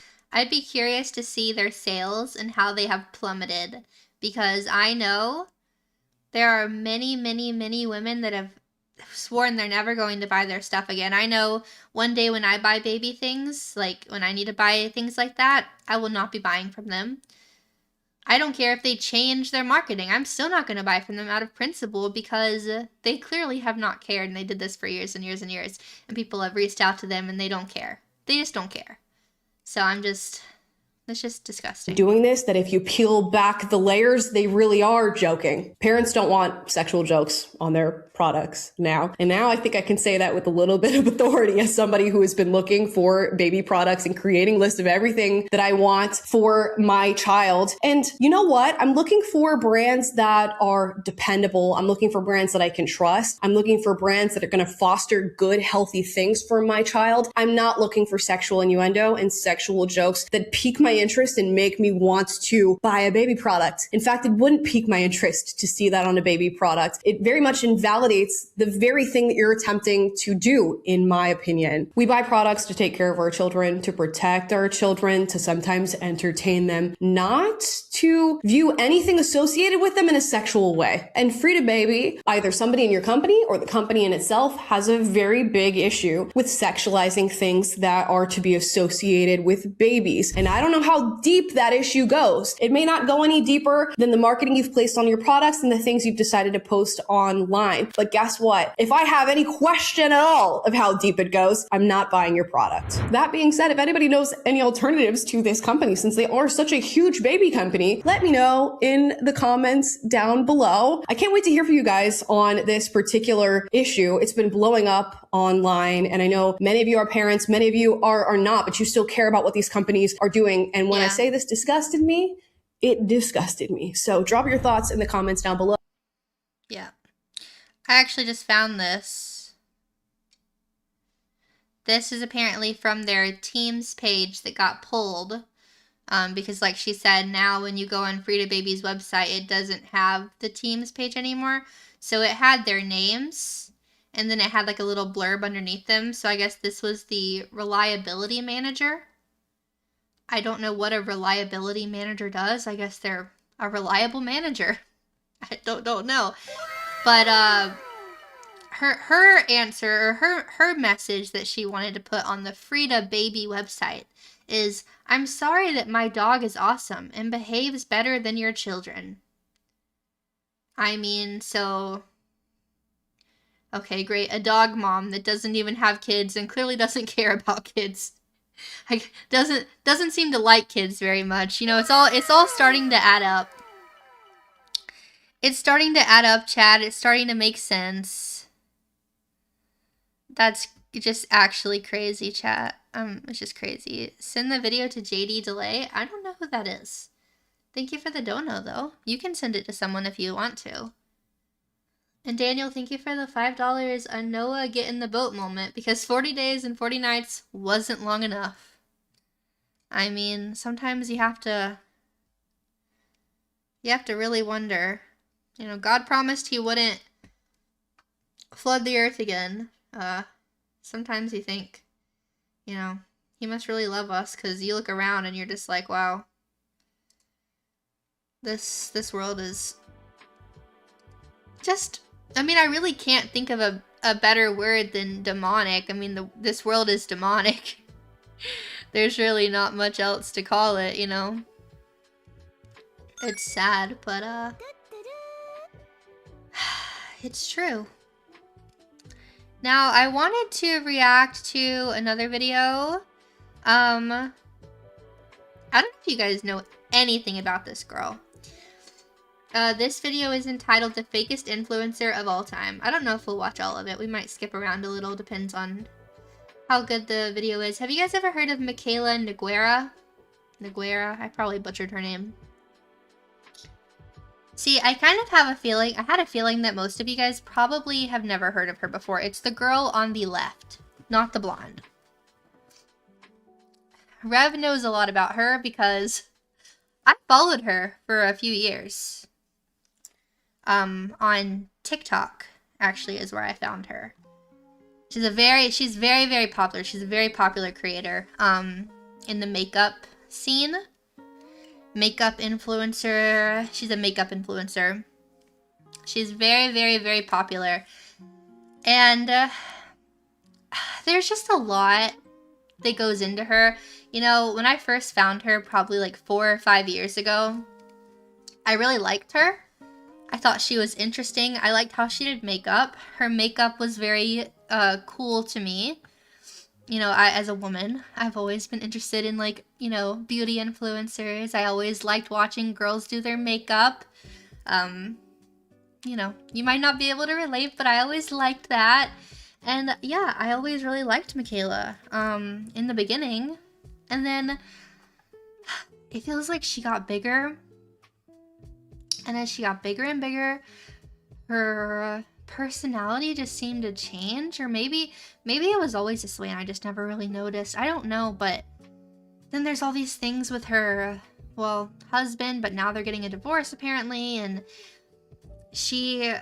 it always really rubbed me the wrong way, the way she would kind of, well, I have a feeling you'll see. But we're going to watch some of this together.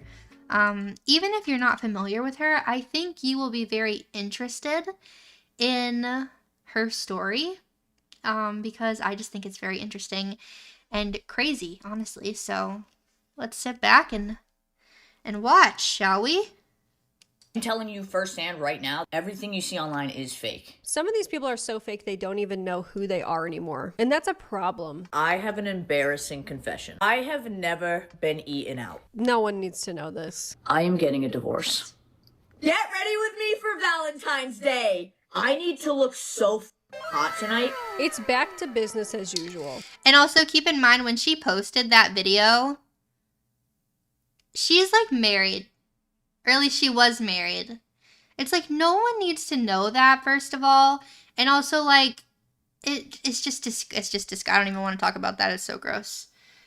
Daniel, thank you so much for the dono. NASA goading the powers that be with all those near-Earth asteroid misses being broadcast, that he'd just sit back and see if we go through Skynet.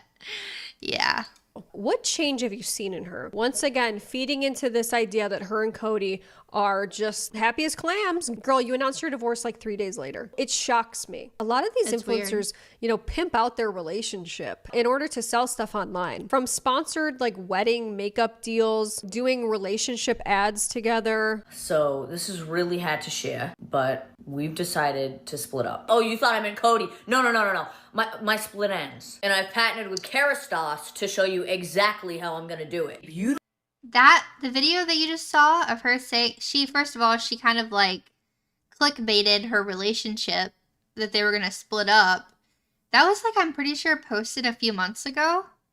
Just a few months ago, she posted that and she was like, ha, you thought I was going to talk about me and my husband. No, I'm talking about my split ends. And then a couple months later, she posts that they're getting a divorce and that apparently they had decided this last year. It just, all of it. It's very, very weird. You don't need a man on Valentine's Day. But what you do need is a bomb lip combo. I'm so done with influencers. I really am. Girl, you're lost. You are lost. Yeah. I do not think there is a single real influencer left on social media these days. Our For You pages are literally filled to the brim with influencers who are taking the phrase fake it till you make it to the next level. They're faking their lifestyles and even their relationships in the pursuit of trying to sell us something, whether that be products or some sort of parasocial relationship or both. It doesn't even matter anymore. I am sick of it. It's not often that these influencers get exposed for lying about what goes on behind the scenes, but this Michaela Noguera situation is a very interesting and eye-opening look into how bad the state of influencing has truly become. And before we discuss, as always, I mean, if anyone thought that influencers were very real to begin with, like, at least for the majority of them, I would say they should be, like, you know, you would think it would be more obvious. Like, I feel like most of us know, you know, that they're not very honest. Influencers usually are not very honest, but leave a like and subscribe if you're not subscribed already, okay? And let's just get into it. Look, obviously the elephant in the room is Michaela's divorce announcement, and don't worry, we will get to it in this video. I'm seeing a lot of discourse about it online. Obviously, everyone's talking about it. And I feel like because of that, a lot of her more recent publicity stunts, let's say, are getting sort of memory hold. The divorce announcement is really serving as a distraction away from some of the things that she's done recently. And truthfully, all of these things are connected and tell a much bigger story about how fake influencers really are. For those of you who are not following Michaela closely, she's had a very tumultuous past few months online, okay, to say the least. Recently, at the end of January of this year, Michaela posted a frankly very unreal and insane confessional of sorts where she's coming clean about a lot of influencer life. And I think it's extremely illuminating to this entire situation. Can anybody see this video? Hello? Is this thing on? Hi, we have a lot to talk about. Essentially, after the new year, I went completely MIA for 2 weeks, and then I've barely posted at all recently, and I want to talk about what's been going on with me. By the way, she had been posting a ton. So, barely posted, she had been posting quite frequently, actually, in January. I'm going to be so completely raw and transparent in this video, and if you don't like me, you're probably not going to like what I have to say, because it's always... It's just the way she says things, too, like... You're probably not gonna like what I have to say. You're probably not gonna like this. It's like, okay.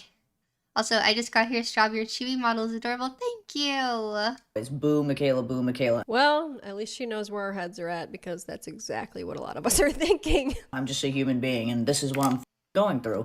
That's like what she loves to say, too. She loves to just say, I'm a human being. I'm a human being. I'm a human being. As if that, like, negates everything else she's ever said or done. I'm just a human being. Basically, at the end of 2025, I had an extremely eye-opening epiphany that I am completely lost and I don't know who I am. By the way, everything I am about to tell you in this video, I do not expect you to care. I'm simply telling this for those who do and because I'm being asked. Mainly because you're going to see a massive shift in me, and I need you to understand why. Let's say it's certainly very interesting that she had this massive epiphany at the end of 2025. Now, I think it's important to understand the context of what was going on exactly around the end of 2025. Lots of influencers were getting canceled at this time for being out of touch. Okay, Jaclyn Hill being one of them, Becca Bloom, another one, for flaunting wealth and just being obsessed with logos and... Yeah, I know that Michaela was getting canceled on TikTok because she didn't do an angel tree. I don't know if you guys are familiar with angel tree. It's like where you go and there's like an angel tree at a Walmart and you pick an angel tree from the tree, the Christmas tree, and it's like a kid that doesn't have much. They won't be getting much for Christmas or anything at all, and so you take their name, you go and you shop for them, you drop it off, and a bunch of influencers on TikTok were doing angel tree videos, and Michaela never did one.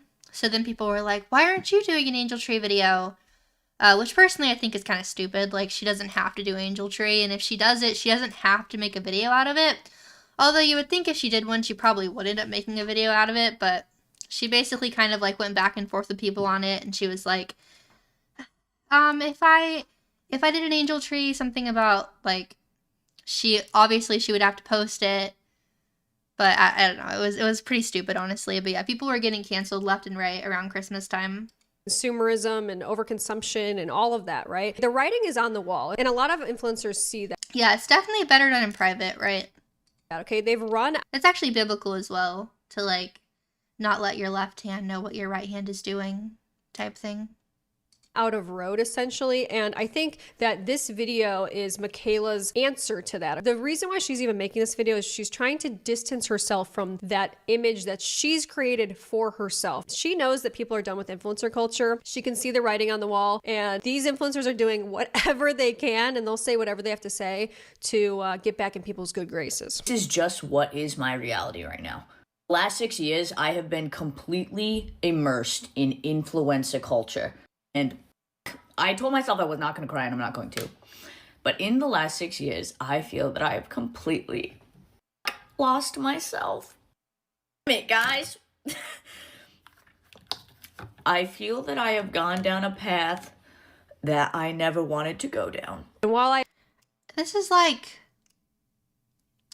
I don't know. I don't know how genuine it is, but I mean, it is sad. Like, I'm not going to sit here and say it's not sad, but also, like, I don't know. So many of her choices are just so questionable. I feel like she just needs to get off the internet. Like, if she really feels this way, if she really feels like she doesn't even recognize herself at all, she doesn't know who she is, I feel like she should probably take a little bit of a break. You know what I mean? Like, that's just, and that's an honest opinion. I really feel like if you really just don't even recognize yourself at all, like, you should probably take a break and step away. I appreciate the sentiment, and I believe that she's being honest here. She did the mascara ad wearing falsies. She did a million different skincare ads and claims the results from all of them. She did these things, so. And I'm disappointed in myself. I started this career living in my parents' house in a small town. I moved into a one-bedroom apartment in Johnston, Rhode Island, where my career completely blew up and changed my life. I gained over 10 million followers in a year. Yeah, like, she's famous, guys. Like, I know you guys probably, a lot of you haven't ever heard of her because, like, it's just not content that you consume. But she's, like, very, very famous. Life changed very, very fast. In the blink of an eye. During some of my most critical years, my 20s, you can laugh, you can say whatever you want about what I'm about to say, but I know that this is true. I worked my ass off over the last 6 years. I put my heart and soul into every ad that I did. Yeah, you did work overtime doing a lot of paid promotions, okay? Literally one after the other. Many of them being conflicts of interest with your own brand that you were constantly hawking. To me, this is just a personal issue that I find with this, like, hardworking narrative, because I think a lot of women, myself included, do want to see other women succeed. I think we do want to see what it looks like. Hold on. This is, if I can find the video. I don't think she's gonna show it, but, like, Michaela got really dragged, years and years ago for this video that she had put out. If I can find it.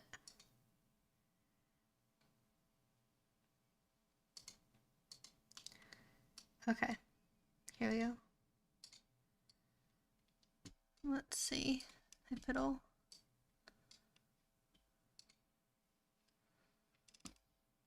I literally just finished work and it's 5:19.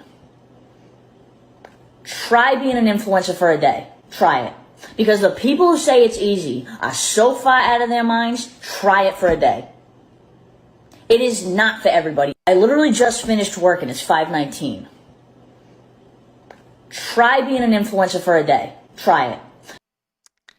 Try being an influencer for a day, chat. Try it. Try being an influencer for a day. Try it. And this video was like, that was like a legit video. Like, that wasn't like a joke. That wasn't like a joke. That was like, she was being serious. Which is, you know, just very much out of touch, I would say. Very, very much out of touch. Try being an influencer for a day. Try it. Looks like to see a really super successful woman who's out there in the world. Like, she is so wealthy. She posts TikToks, like, where you can see her closet, you can see her makeup collection. She has so much makeup, which, to be fair, a lot of it she probably gets for free. It goes bad. Like, she talks about, like, her makeup just expires, and, like, she has so much of it. Like, she has entire, like, wardrobes of makeup. Like, her closet, recently she hired someone to come in and color coordinate her closet. Like, they completely rearranged her closet and coordinated it and all these different things. Like, she has money. So for her to say something like that is just, it's just so out of touch, you know? I think that's very inspiring for a lot of us. But what I don't want to see is someone who doesn't do it the right way, who doesn't do it ethically. And I really don't care how hard you work if you're not doing things with integrity, okay? Which has always been my issue with Michaela. So I think a lot of people could fall for this sort of girl boss mentality of like, man, yeah, you did work hard, girl. You did do that. And it's like, well, how did you do that though? How were you doing that? And at what cost? I have done over the last 6 years to the point where it consumed me. I was obsessed. It was all I did, all I thought about. I wouldn't take days off. I jeopardized relationships because of how much of a workaholic I am. I'm telling you firsthand right now that as someone who is a larger influencer, everything you see online is fake. Now, hold on a minute. First of all, this feels very out of left field. Okay, what do you mean everything's fake? What do you mean you're admitting that you've been lying, essentially? Okay, yeah, that's weird. Wouldn't, in like, even if you would say like a lot, you could say like a lot of things online are fake, but you're saying everything's fake. That's implying that like you're also fake. Like, and I know that we all know like influencers obviously are going to be not completely honest all the time, you know? But like, I don't know. For her to say that, it just feels very unsettling, I think. Also, makeup can expire. Yeah, makeup expires usually after a couple years. Deceiving people for, I mean, who knows how long. Look, I've got my own opinions about. And also, you guys, I just want to say, like, in the chat, you can criticize her, but let's not, like, you know, make fun of how people looks and stuff. Like, I would rather us not do that. Like, be the better person. It's just not necessary to say that she's ugly or something. Also, I don't think that that's, I feel like if she was a good person, you probably wouldn't say that. I just hate when people do that, honestly. About how long it's really been that she's been deceiving people. But what do you mean you're coming clean about that? What implications does that have when you say that everything is fake, right? What does it mean for all the reviews that you posted? What does it mean for all the results that you showed? And if somebody tells you, hey, by the way, everything is fake, believe them. Like, what an insane thing to admit. And also, by the way, she's saying, I'm a big influencer, so everything you see, including everybody else's stuff, is fake too, because I'm behind the scenes with everybody. What? This video was extremely well received. I just have to make that note. People were like, wow, you're so real, girl. For coming clean about being a liar. How is it that we got to a point where people can literally tell us to our face, I'm faking everything, don't believe anything I post, and people still follow this person? Wow. When you're an influencer, you are not present. You are planning your every move. Okay, I get what you're saying, Manga. I get you. You're saying her personality. Okay. I mean, yeah, obviously you can criticize that. I'm just, you know. You're planning, what is the next clip? What is the next clip? What is my next video? What am I doing? What is the content? Everything you do is content. Makes you really... I mean, like, yeah, but it can still be real. Like, I don't know. I mean, I come on here and I stream. And I think about, like, oh, what do I want to talk about today? I kind of look around, think about what I want to talk about. But it's like, you don't have to make it fake. It doesn't have to be fake. It should be real. Like, you should want it to be real. That should be, like, that should be a really important part of it. Really think about a lot of the videos that she's posted. It's just insane, especially if someone with this size following on social media to be saying these things. It really is. I don't think people understand the gravity of like how insane this is. They stat out with the best intentions, which obviously I did. But when you start seeing the views and the numbers and you become obsessed. I mean, I'm sorry. It's just, it feels good to be right. I've been hooting and hollering about this for a long time. Okay. And she's basically admitting, yeah, you know what? I was obsessed with views and money. I mean, I appreciate her being honest about that. And I think that's something that a lot of people can relate to in different ways. You know, like becoming obsessive about these things. But that's when you need to realize it and like recognize that you are in control. And when something starts to become like an idol essentially in your life, like it's up to you to change things. It's up to you to make things better. Whether that means you need to step away for a little while, you need to switch things up. But I mean, you know, being honest with yourself is the first step. So. And I would do anything to advance my own career. Well, that's what I would say. I'm just saying, every influencer understands this. I hope not. Okay, this is why I say, is anybody real anymore? Does anyone do anything with integrity? How can I up myself? How can I do better this time? How can I get more views, more engagement? To mention, we know this career is not forever. So we're doing everything we can to hustle to make money. I'm shocked. It's just amazing that someone could sit here and say, I will do anything to get views, including lie and fake my life. And we turn around and continue to believe them and support them. Anyways, some influencers get lost. Me being one of them. Anyways, so I have this epiphany that I don't know who the I am. Once again, very interesting. She had this epiphany around the time that other people are getting canceled for doing the same stuff she's been doing. And I sat thinking about my future. I'm a small town girl, okay? I live in Massachusetts. I was born in Freetown, Massachusetts. Most people don't know what the that is. At this point in my life, I only know who I am as the influencer Michaela. That's sad. Because it has been all I have done for 6 years. And basically what it took for me to have this random epiphany is I reconnected with one of my closest friends from high school. They didn't see me as the influencer Michaela. I hadn't seen them in 10 years. They just saw me as the Michaela they knew before I was an influencer. Right. And that with me so much. Look, I think this is very revealing. Some of these people are so fake they don't even know who they are anymore. And that's a problem, that we're following people who don't even know who they are. They actually don't know. How scary. And in the same breath, they're admitting, hey, everything's fake and I'll do anything for money. I'm not gonna lie, it flipped my world upside down. It flipped my world upside down. This is hard as shit to admit. But I see the comments saying I've lost touch and I'm obsessed with consumerism and the finer things in life and just the designer and all the bullshit. I see that. You are right. Look, this could be a study in strategic vulnerability. It's when people strategically let you in on their life only to turn around and either sell you something or pull you deeper into this parasocial relationship that they want you to be invested in. It's very calculated. And I think people really need to understand that I could see that. I don't know how... Like, when it comes to Michaela, I don't know how much of a mastermind she is. I don't know if she's doing this to be calculated. I don't know. Maybe there's a little bit of both happening. I'm not sure.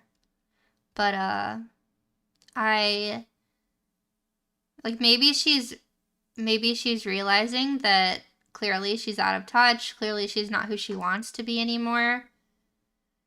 I mean, you would hope that would be like the first step to like changing things.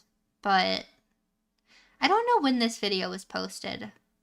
I don't know when in connection to the divorce video. I believe this one was like I think she said it was the end of 2025.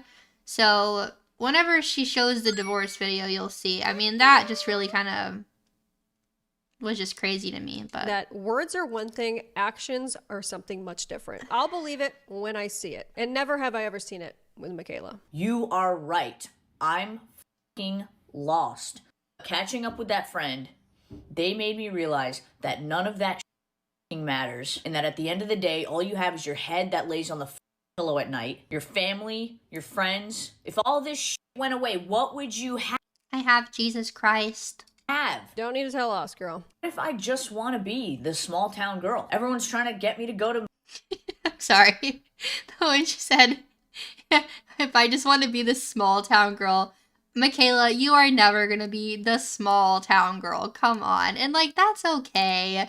But, like, don't sit here and act like you want to be the small town girl. Like, okay, come on. Live in LA and live in New York. And I don't want to do that. I don't want to do that. What I'm learning is life is so fucking short. And I want to be with my... If you don't want to do that, then don't do it. But you probably can't keep doing what you're doing. Like, you can't have both. You know what I mean? Like, you could still make content and be a small town girl. Like, you could go move. I don't know where she lives right now, but like she could go move to some small town somewhere and still make content.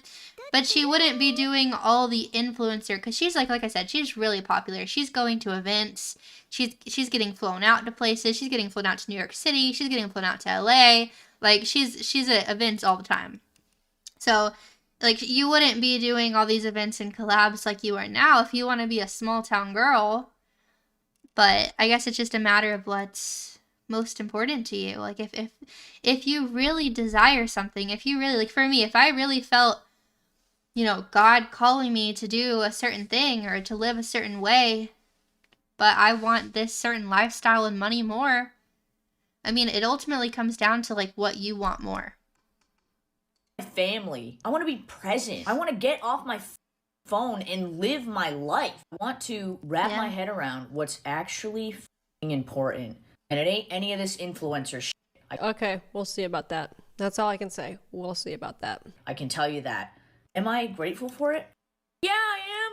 Are you kidding me? I'm extremely grateful for it.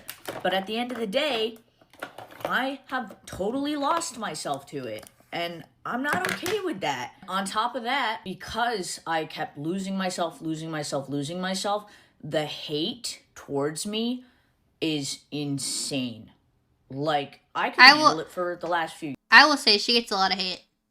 She gets a lot of hate. And I'm not saying all of it is not justified. Like, I'm saying, like, some of it, like, I get, like, why people criticize her. I mean, I'm criticizing her right now, right?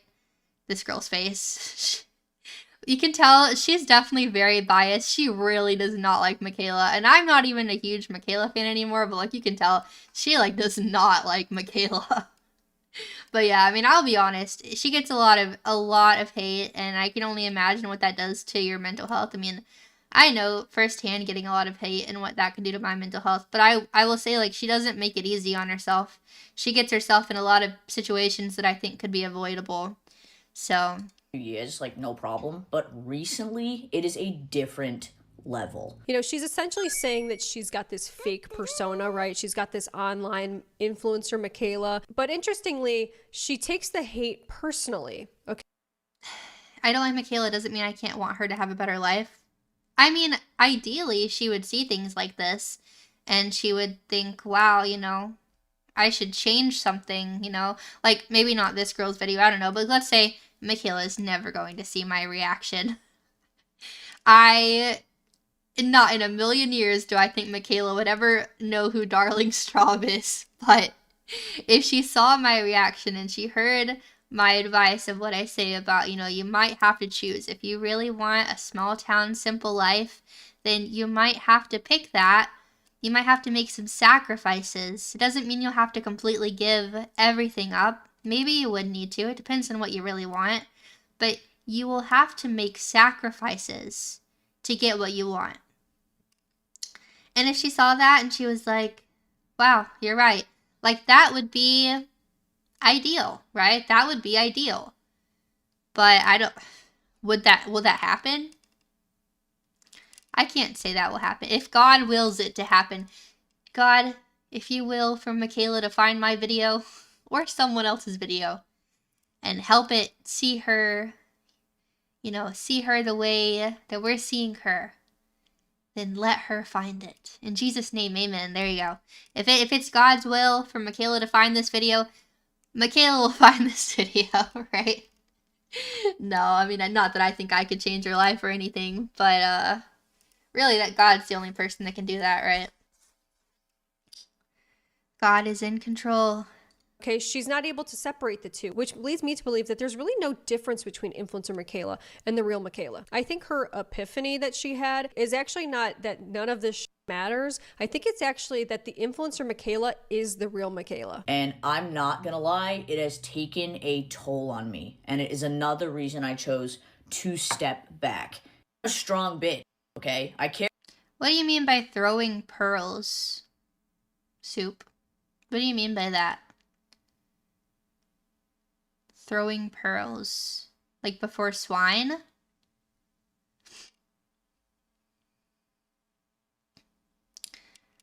I don't think that I'm doing that at all. I don't know what you're talking about. Carry a lot on my shoulders. But let me tell you, sometimes that gets heavy. The combination of being She does like to curse. Jeez. And getting a tremendous amount of hate. Yeah, I took a step back. And I'm gonna continue to take a step back. Look, I'll say this, for what it's worth, the things that she's saying in this video are the right things to say, okay? This is all very good in a vacuum, but without actual action and real change, none of it matters, okay? True. It all gets washed away the second that she goes back to doing all of her influencer antics, which she obviously does, okay? Spoiler alert, she does it. Not even, I think, 2 days later. I need to figure out what Michaela wants. What do I want? What do I want for my future? Who do I want to be? Because it's not who I currently am. I need to become grounded again and just live on this rock as a human, as a normal person, not the influencer Michaela. Put that to the side. I don't know. I'm definitely saying too much. Long story Queen long. of Narnia. She's I like love what I blonde do like that. so much, and anyone who genuinely follows me knows that. Like, seriously, I love what I do so much, and I always share that. But I got lost along the way. Completely lost. It's just a lot of telling people what they want to hear and not a whole lot of, here's what I'm going to do differently. Here's exactly what I'm going to do. I'm not going to do this moving forward. I'm not going to do luxury hauls. I'm not going to do sensational videos. I'm not going to do too many sponsorships. I'm not going to be deceptive in any way. I'm going to take responsibility for all of my past wrongdoings. Okay. Those are things I'd rather hear. That would give me more confidence moving forward that you're actually going to change and you know what to do. I've taken the last month, I've taken a step back to analyze what needs to be done for me to get on a better. I don't know if she really took a step back though, because like she said, she was making a lot of content at the time, but I'm not sure. Path. Because transparently, I've let myself down. Maybe it was everything a step I didn't back want to her. to become, I became. I love creating content, but the way I do it, the content I create needs to change. I want to bring you into my life more again because I'm a lot more than just a designer handbag. Let me reiterate, I know that I dug this. She does curse a lot. I know that I'm gonna get a lot of hate for this video, and I'm not asking for sympathy. Like, I don't need your sympathy at all. At least it's a just wanted out. you to know what is going on with me so you understand. Different journey of just finding myself, figuring shit out, okay? And I'm taking a bit of a step back from social media. Yes, I'm still gonna be posting, but maybe just not as frequently as I was. She's made this video, by the way, multiple times where she has this, big epiphany that she's lost herself, she shouldn't have done certain things. She's going to change moving forward. It never happens. That's why I'm always very surprised when I see, Michaela defenders. And I just have to assume those people don't understand the full lore or something. But, the truth is that if choosing to defend Michaela and kind of like run defense for her always ages very horribly. Okay. It only serves to make you look like a fool. Because I don't like the way it's cut though. It cuts intentionally late to make sure you know what word she said. Oh dang, that's true. I didn't think about that. I mean, not that I can really help it, but cycle where she has a vulnerable moment and she tells people, I'm going to change moving forward. She tells people what they want to hear. And then she's right back to it. There's no point in defending her. And also there's no logic in defending her. This is someone, once again, who sat up on here and said, everything is fake. I have been fake. I have done anything to advance my career. She's telling this to your face. Okay. So why don't you just start believing her? I really need to be present with the people in my life. She's giving us like that tough love, She's like, I know you want to defend her, but she's telling you that everything's fake. Why won't you just believe her? And it's like, she's not wrong. She's really not wrong. Work on myself. I just need to work on myself. This is where it comes. Chat, this is why I'm a bad chud. I'm a woman, okay? I'm emotional. I want to, feel bad for people. I'm watching this and I'm like, well, I feel kind of bad. She's kind of harsh, but it's like, is she wrong? She's not entirely wrong. Would I maybe say everything the exact way she says it? Maybe not, but this is where my emotional side comes in, my woman side. I hope you can forgive me, chat. I hope you still love me even though I'm a woman. I just want you to know that is what I am doing. That is what I am doing offline. My SPAC is gone, and I'm working on getting it back. I'm going to say this one last time. This is not a woe is me video. I don't expect you to feel bad for me. I'm not saying that. This is just me sharing reality. I love you so much. No, strawb, you want to help people because Christ told us to. God also gave us free will. Yeah, I mean, I don't know. I just care. I just want everyone to be, okay, So, I'm just ridiculous. Just ignore me. Much. Ignore me. I appreciate the people who have supported me all these years. I'm sorry if I've let you down, and I'm gonna be better. Once again, guys, this is my personal theory about why she created this video. She saw the writing on the wall, okay? She knows people are done with influencers. The influencer era is coming to a close, all right? People are just done with the bullshit. done with the antics, done with the flaunting constantly, and done with the out of touch behavior. And this is really her last ditch effort to try to recapture that audience. But the reason I show you this video is to prove, number one, influencers are fake, and here's someone admitting it. Okay, one of the biggest influencers on the planet is admitting it. But also, Michaela herself is telling you that you're about to see a massive change in her. So let's see if that's true. You guys had me crying over the response to my video yesterday. I debated even posting that. So appreciate that so many people just took the time to actually listen to me and understand what I was saying. I'm going to say it again. I am in disbelief, utterly speechless that people watched a video where someone said, I'm lying to your face and I have been for who knows how long. And people responded well to that. They were... I think most people who responded well, I feel like they are all hoping for the best, and they feel like Michaela was just being honest, and they liked the honesty portion, or what they thought was honesty at the very least, and they're hoping to see change now, but I'm not sure that the change will actually come. But yeah, so I mean, we'll forgive you for being a woman, but only if you pinky promise not to vote. I mean, I don't know if you guys want me to not vote, because if I just like didn't vote, that would just be like one less vote for like a lot of probably what a lot of you guys would be voting for as well. So I don't really think that would be the answer. But you know. Loving it. The self-awareness and accountability is refreshing is the top comment she's replying to. What? What are you? The self-awareness and accountability is actually refreshing. I do think it's kind of funny. Like, it's just funny to me that she's like replying to like such a glazing comment. Like, I mean, I guess I can't really blame her, but like it makes me think, oh my goodness, there was this creator that me and Rev found on TikTok forever ago, and I'll have to find the video. Wait, hold on, I need to see if I can find the video. I know it's in my phone. Hold on, I need to try and upload this to the Discord. Because it's reminding me of this video. Hold on, I don't have that many videos on my phone. I think I can find it. Here she is.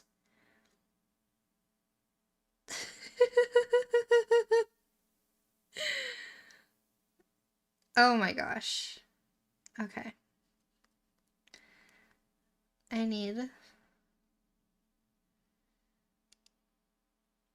Okay, I'm uploading them onto the YouTube. Or not the YouTube, up to the Discord. Hold on. No, there's this video that there's these videos I need to show you.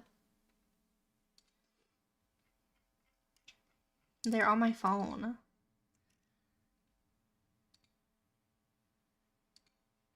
Hold on. I don't know how. Oh, I guess I can just like upload a video directly onto here. Oh, I put my YouTube studio back on. Okay, I'm back. Well, I never really left, but media file. I have to show you these videos because it's just really funny. This is just what it reminds me of. So I just wanted to hop on here and say thank you for this comment. I can't hear anything. Can you hear something?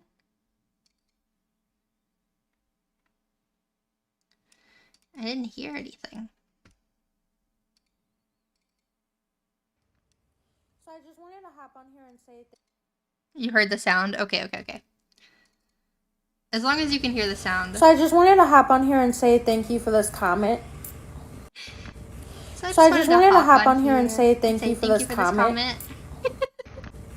So I just wanted to hop on here and say thank you for this she's comment. Loud. Sorry. So I just wanted to hop on here and say thank you for this comment. I can turn it down. There you go. So I just wanted to hop on here and say thank you for this comment. So I just wanted to hop on here. All of her videos are so funny. What they are. They are a Karen, they're haters, they're jealous. That's exactly what they are. So thank you. Yes. You said it to a T. So yes. That is definitely the last what one. They are. I just want to say thank you to this comment. You are amazing. Thank you. I know I'm not gonna let them bother me. I'm not gonna let them get to me. They're nothing to me at the end of the day. So I'm not gonna stress over them. I'm not gonna worry about them. They mean nothing to me, and they're no one to me. So, yeah. Have a good day. I hope you have a really good day. So, yes. Bye. So, that is, that's what it made me think of, though, because, like, she would reply to these, like, self-glazing comments. Also, those are 1000%, like, not sarcasm, by the way. She was being serious, but it's, like, the replying to, like, comments like this, like, you're so pretty. I just wanted to reply this comment and say thank you. It's like, it's just funny to me. I don't know. What are you talking about? What do you mean you put us through potentially years of deception when you're supposed to be a trustworthy source for makeup reviews, product reviews, okay? What do you mean it's been fake? And what do you mean everybody was loving it? We're screwed. We are screwed. You know what? Let's get back to makeup, because that's why I'm here. By the way, bar for bar, this is what Jaclyn Hill did when she got canceled, okay, just recently for all the out-of-touch influencer crap. Every single time they go, guys, I'm just here for the makeup, okay? Let's get back to doing it. What do you guys want to see? Tell me what you guys want to see. I'll do it. Whatever you want, I'll do it. Let's just get back to basics. How long does that last? For both of them. For any of them. Low-key feel bridal, so I'm thinking like a bridal-inspired look. Listen, I just want to be real again. Like, that's it. I don't give a f*** I have 17 million followers. Like, that was holding me back for so long. Like, just the amount of eyes on me and, like, the fear. And I really have to say, I just don't give a f*** anymore. I would totally walk down the aisle like this. Are you kidding me? The bridal comments. I would totally walk down the aisle to this wearing white. Let's do bridal makeup today. You're announcing your divorce in 2 weeks and you know it. Really, it's strange. The reason I just really appreciate the response to yesterday's video is because it's giving me the confidence to feel like I can just be myself on camera. I don't want to have to put on a brave face and just act. Like, I don't want to act on camera. Girl, I never did. It's excited. I want to get to the next about video. Getting back to doing what I love. So, thank you so much. I love you. All right, well, we've arrived at what might be the most bizarre influencer cliche divorce announcement that has probably ever hit the internet. And I think it starts with the golden hour lighting, okay? Strategically sitting on the couch so you can get 5 o'clock sun shining through, okay? The full glam, the drama of it all. It's very interesting. You will see when she starts talking, it's very dramatic. Like, when she starts to, just the way Michaela opens this video announcing her divorce, it's very, very dramatic. We'll just watch. Interesting, to put it plainly. But the reason, and they just got married like 2 years ago, by the way. And I don't know if she's gonna get into, I assume that's her and her husband, or I guess they're gonna be exes now. I don't know if she's gonna get into it. I would assume she would, but basically, like, Cody was the name of her husband, and he has, like, really bad addiction problems. And one of the biggest things that I have an issue with Michaela for is the way she has talked about it, and she had said multiple times he doesn't like to be on camera. He never liked to be on camera. And there's this one video of her and him where you can see it's, like, kind of uncomfortable. She's, like, holding his hand. They're recording, and, like, he's talking about, like, he opens it up by saying, like, hi, I'm Cody and I'm an addict. And it's, like, it's just very strange to me because I have a hard time believing that he wanted to make that video for her TikTok. I feel like she was the one who probably encouraged that, just because of the fact that she had said multiple times he doesn't like to be on camera. He didn't like being on camera. And what addict wants to go on camera holding their, I think at the time it was his fiance's hand, and tell the whole world that he's an addict? Like, who wants to do that? I find that very weird, but let's watch this video. The reason why I showed you the earlier videos is because I feel like this divorce announcement, yes, it's very sad, and no one really wants to see a marriage end, especially if the two people really loved each other and really tried, okay? But I feel like this video really serves in deciphering. And I will say Cody seems like a sweetheart. He seems like a really sweet guy. Of course, you never really know anyone, but they seemed sweet together. They seemed really happy. Of course, she went on in that video just a little bit ago we watched. She said everything on the internet's fake. So maybe it's all fake. But they seemed really happy. He always seemed sweet. They always seemed like they were in love. So it is sad. And decoding a lot of Michaela's lies. Let's watch. I want to stat this video by saying I appreciate you and I love you, and you're gonna want to sit down for this video. That's I'm sorry. I can't imagine coming on the internet. I mean, I will never announce a divorce because me and Rev will never divorce. But in this crazy hypothetical world, I cannot imagine announcing my divorce like that and saying, you're going to want to sit down for this. I don't know. Maybe I'm being a little too harsh. But, I don't know. I am getting a divorce. Take a minute. And I will say, I saw this video. I was sitting in the tub. It was like a week ago. I was like taking a bath. I remember Rev came in the bathroom, and I was like, oh my gosh, you'll never guess who's getting a divorce. And I was like, Michaela and Cody. And he was like, what? And because like he knows who they are. And it was just crazy. Like I was actually like, oh my gosh. Like I remember watching this video. And I was like just literally sitting in the bathtub watching this video, and I was like, what is happening? Like, just the way she's talking about it, though, the way she says it is like crazy.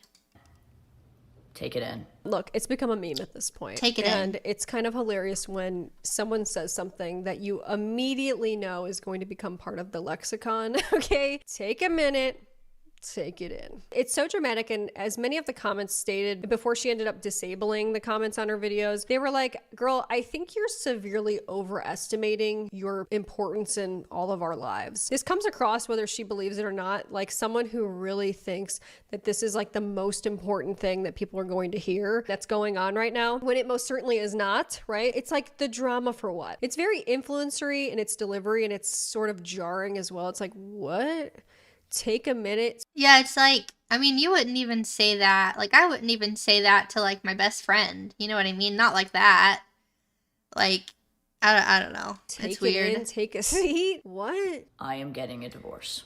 Cody and I love each other so much. Full stop. If you love each other so much, you should not be getting a divorce. Maybe that's a hot take. Maybe that's a hot take.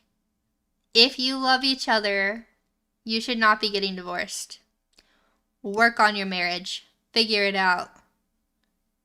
We love each other so much. We would do literally anything for each other. We would do anything besides work our marriage out so that we can be together forever. Because we've been married for 2 years and we made vows. And vows are commitments that you make. It's not just a feeling, it's a commitment. And love isn't just a feeling, it's a commitment. I want you to know that. I'm not going to be sharing any details whatsoever as to why Cody and I have made this decision. To add on to also that parasocial sort of relationship, I think what's important to understand about why influencers would want to cultivate that with their audience is because the more people buy into your life and are more invested in your life, the more that they can turn those people into cash. I hate to say that. I don't like that that's the reality, but that is unfortunately the reality. People do benefit largely from having these massively parasocial relationships with their fans. And I think especially when you're trying to foster this feeling of friendship in your audience, it's easy to then turn around and like sell something to you as a friend. Okay. But as we know, because she said this, a lot of that is also fake. And the reason why I'm saying this is because literally right after this video, she's going to turn around and try to sell you something again, okay? So keep that in mind, knowing what's to come right after this announcement. The main reason I am doing that is because I want to protect Cody. I have to say, I completely agree with not sharing any details about what went down, but I do find it a little bit ironic that she's saying in order to protect Cody, when if you know, you know, but she shared just about all there was to share about her relationship with Cody. And in sometimes graphic detail. Cody deserves that. We both want to heal. Why does she have to also like put it all on Cody? Like, we're not sharing anything. And I'm only not sharing it on behalf of Cody. So I just don't get that. Cody deserves to be happy. Cody deserves to be happy. So do I. This is an extremely shitty thing. No one gets married to get a divorce. Absolutely no one. But what I can tell you... I don't know. As someone who's had quite a lot of stepdads, because some marriages just happen willy-nilly, and they're clearly not thought of as that. I definitely believe some people get married fully knowing that divorce is a very attainable option for them. I'm not gonna lie. Is that this is very amicable. We talk every day. He comes over for dinner. He sees the dogs. Cody and I were together for 5 years, married for 2. I'm sorry, it's taken me out of the video. The lighting's changing. I'm getting worried that the sun is setting too fast. She's losing the lighting. There's all these strange shadows. This is very strange. And they are some of the best memories of my life. Memories that I will cherish forever. And I do not regret a single thing, nor does... I just don't understand. And I mean, it's not really my place or my job to understand, although she did make this part public, but you know, she's a public influencer. But I just don't understand. If you both love each other, you're having dinner together. I just don't get. I don't understand why you would get a divorce. I just don't get it. Cody, I know there is going to be so much speculation as to why Cody and I are getting a divorce. But I want to guarantee you that no amount of speculation, no one claiming they know why we're getting a divorce, no video from a T page or a drama channel knows why Cody and I made this decision. The only people that know why Cody and I made this decision is Cody and I. And God. I just want to make that very, very clear. I mean, I'm not going to sit here and act like I know why. I mean, clearly I don't know why. I don't know why. I mean, I have maybe some ideas of what it could be, but of course I don't know. I'm not going to be, presumptuous and act like I know their relationship. I don't know what happened behind the camera. But, yeah, I don't know. And one thing I want to ask is Cody and I are in this together. One of the top comments was, did Cody get the accent in the divorce?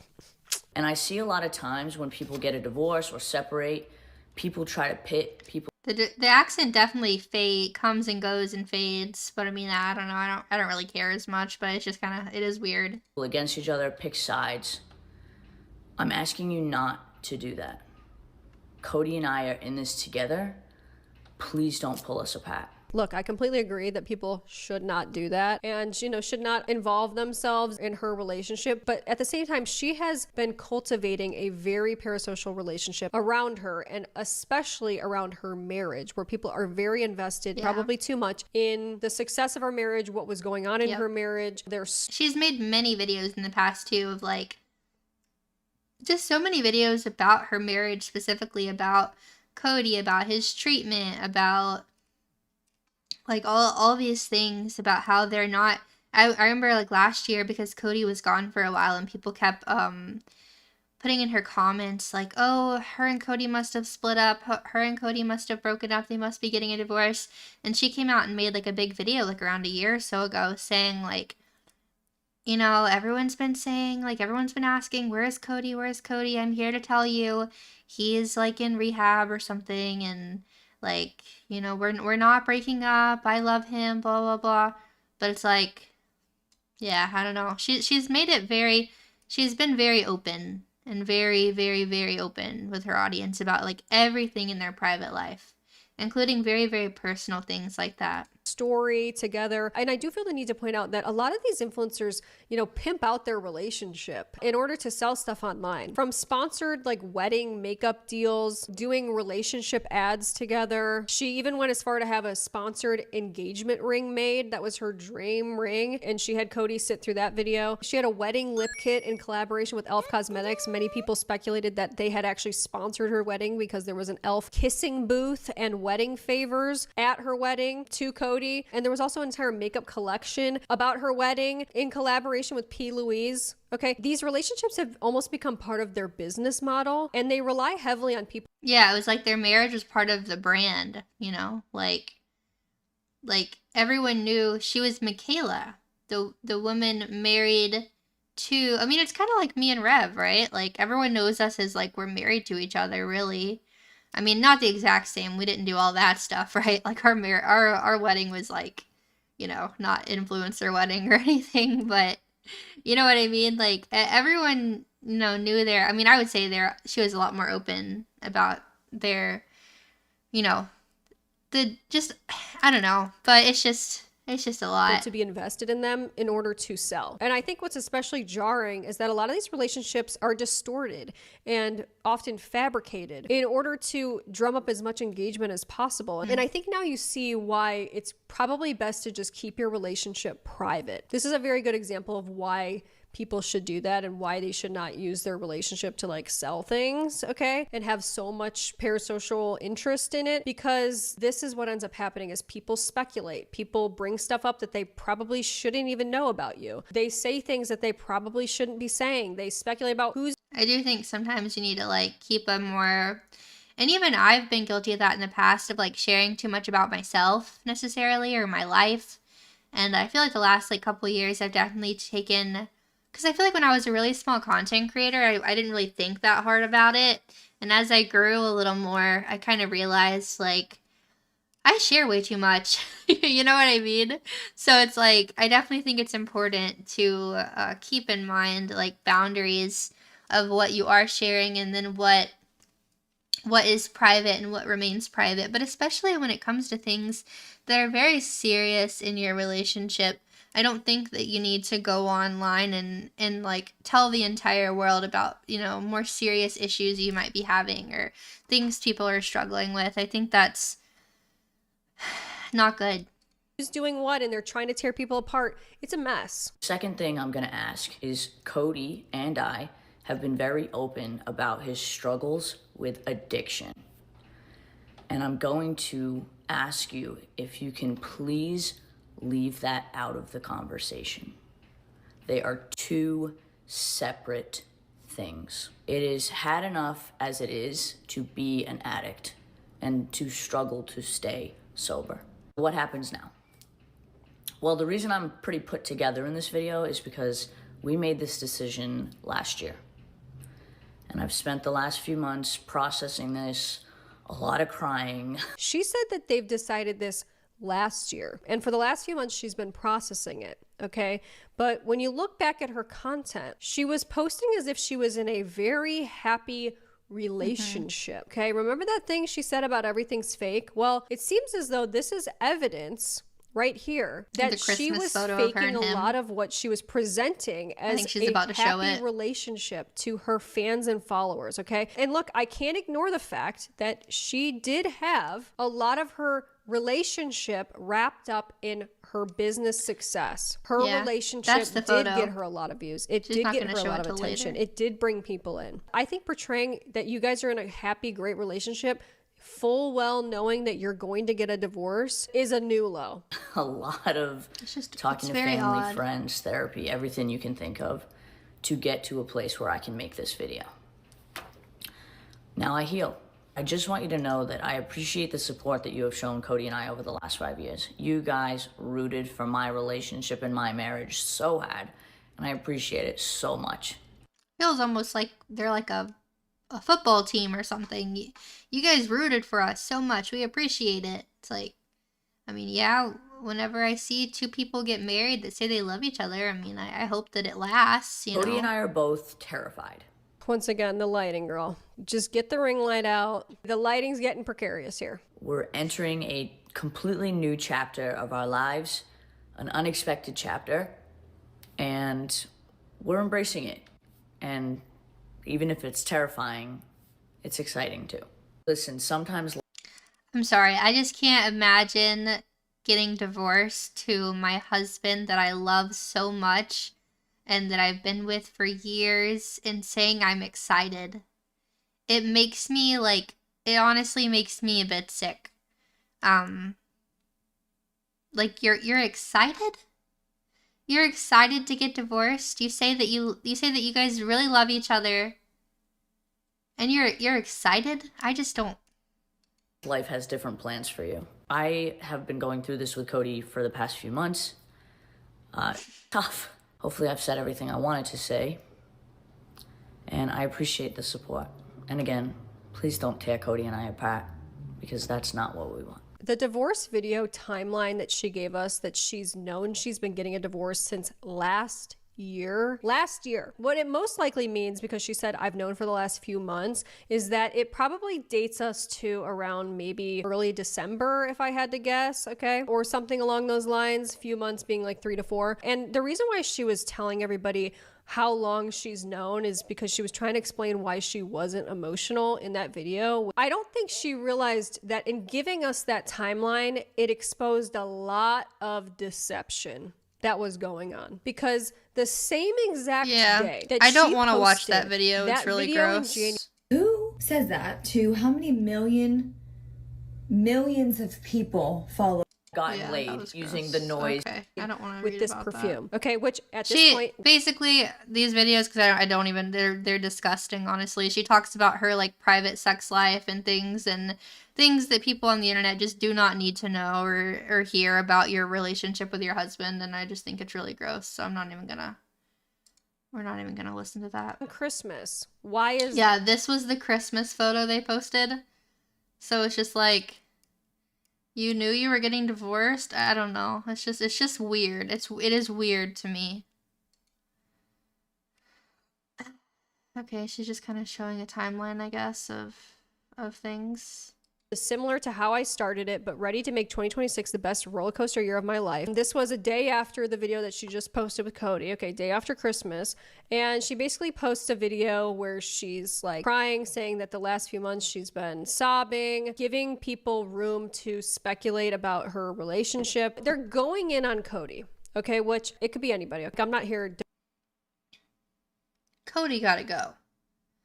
People are so parasocial, man. Like, so parasocial. You will blossom so much after you let that go. You've got to heal yourself and not him. Walk away. You tried. What? Why are we making all these assumptions? I don't even Cody. get it. I don't even know. Okay, I don't care. But she's allowing these comments. The top comment, Cody got a... She's allowing these comments. Like, you can delete comments.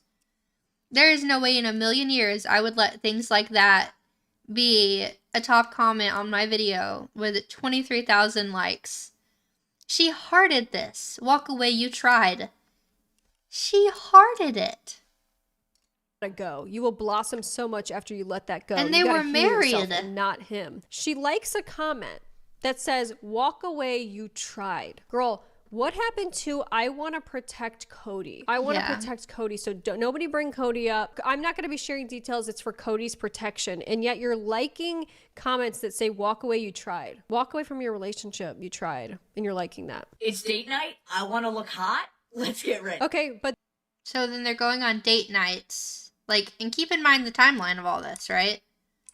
Because this video right here that we just watched... The 26th. This is the day after Christmas. And now this is the 27th. It's the day after she liked that comment about leave him, basically. But then, right after that, she posts, it's date night. Okay? 12/27. It's date night. She knows she's getting a divorce, okay, allegedly, at this moment. And she goes, it's date night. I want to look hot. We have to assume it's with Cody. You just posted a video with him 2 days ago.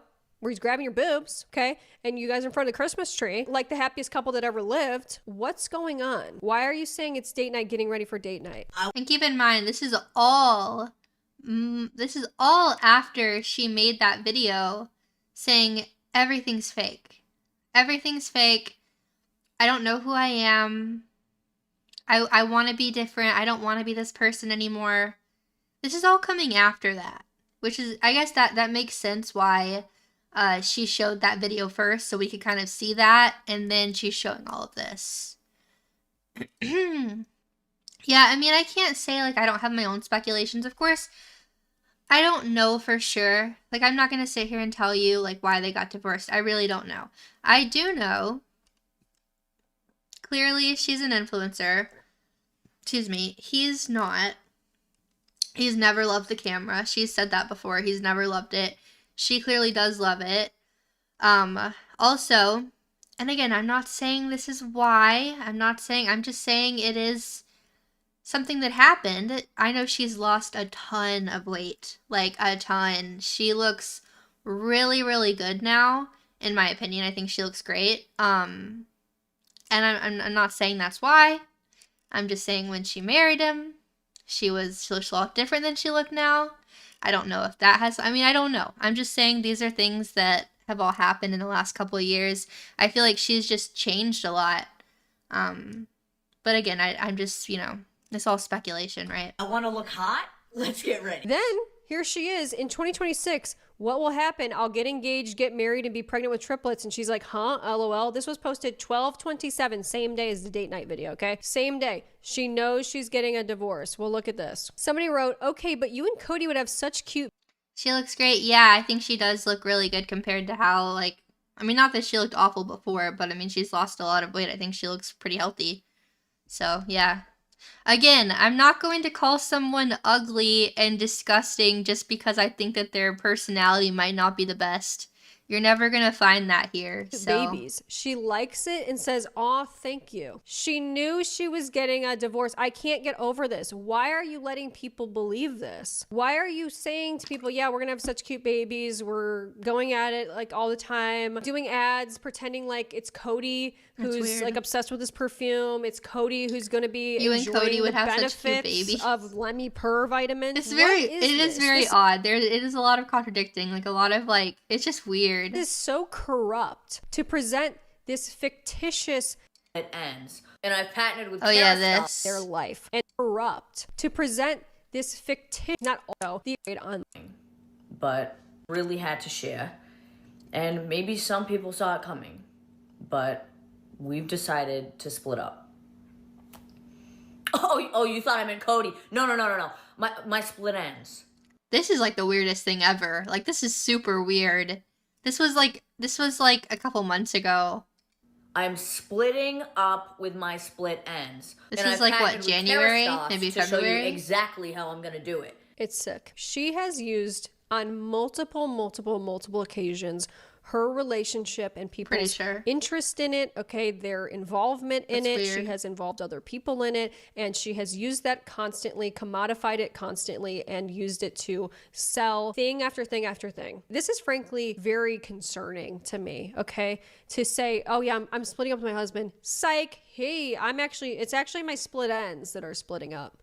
What? And by the way, I just have to mention something, okay? Because this is just shows the lies, the deception, the scummy behavior. You see that little Kerastos partner? And you see where it is on the screen? Just need to point this out. A little tricks of the trade for the unethical. She put that there because it's hidden. When you watch the video, it's hidden behind the automatic captions, so you don't see it. She did the same thing when she did her L'Oreal Lashgate ad. Yeah. You think it can't get any worse, and then something else pops up and you go, oh, that was shady too. I just don't know how people defend this. I don't get it. Yeah, I guess according to the TikTok layout, that's going to be covered up in the video, so you really can't see it. Wow, I didn't even think about that. Yeah, that's kind of... If that's intentional, which I have a hard time believing it isn't if it happened multiple times, that's not good. Just got cheese tortellini, chicken, etc. to make that tortellini soup you recommended.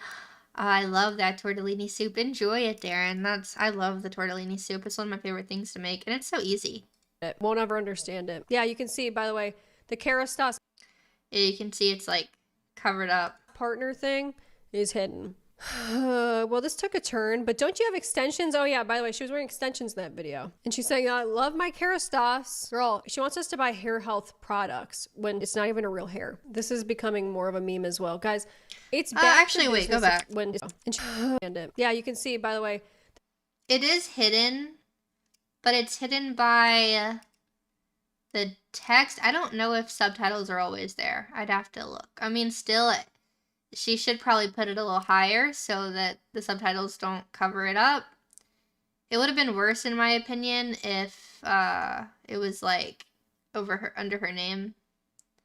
And it does say hashtag partner in the description, so I'm not gonna clown on her too much for that. But I don't know. I'm not gonna accuse her of that, actually, because I don't know about that. As well, guys. It's back to business as usual. It's back to business. And I keep bringing it up, and I'm going to continue to bring it up. Back to what business. Change have you seen in her? Okay, remember when she said, we're going to see some huge changes. Lord. And then she's literally right back to do. Enjoy your chores. Well, enjoy them. Yeah, I mean, I think that's pretty much all you need to see. She posted that they were getting a divorce the very next day. She was posting stuff for Valentine's Day. She was posting these videos. Changes. We're turning around and we're back to shilling. Wow. You asked and we delivered. Not only did we bring back our 4 top-selling Ampit and Contour shades, but now you can get them individually and on TikTok Shop. This is just proof, by the way. She posted this on the 5th of February this year. Ampit and Contour are coming back on Valentine's Day. Okay, so people knew that these were coming back online because they had continually gets rewarded for bad behavior over and over again. And she's actually getting paid by L'Oreal. She's the face of their new extensionist mascara. Yeah, that was a huge drama with L'Oreal. She got accused of, she was like marketing a mascara and she was wearing false eyelashes, and then you're not supposed to do that, and she didn't disclose she was wearing false eyelashes. It was a huge scandal years ago, which you guys might think like, why does that matter? But like, when you're trying to sell a mascara and you're saying the mascara does something and you're not disclosing that you're wearing fake eyelashes, you know, it's kind of problematic. What is this tortellini recipe? I think I have it on my Twitter. Let me see. If you look up tortellini, you'll find the recipe. I think. You should. I can tell you the recipe. You just need cheese tortellini. I'll write it out for you. 1 bag of cheese tortellini. You need, oh, it already sent. You cook that, and then you'll put that in at the very end. Oh, Baked Dudes, thank you so much for the membership. Welcome in, hello. And for the broth, you're gonna do like 1 container of chicken broth, like a big container. I don't really know what size it is. I just do the big container at the store. 1 block of cream cheese. You're gonna do, I'd say like 1 8-ounce block of cheddar shredded.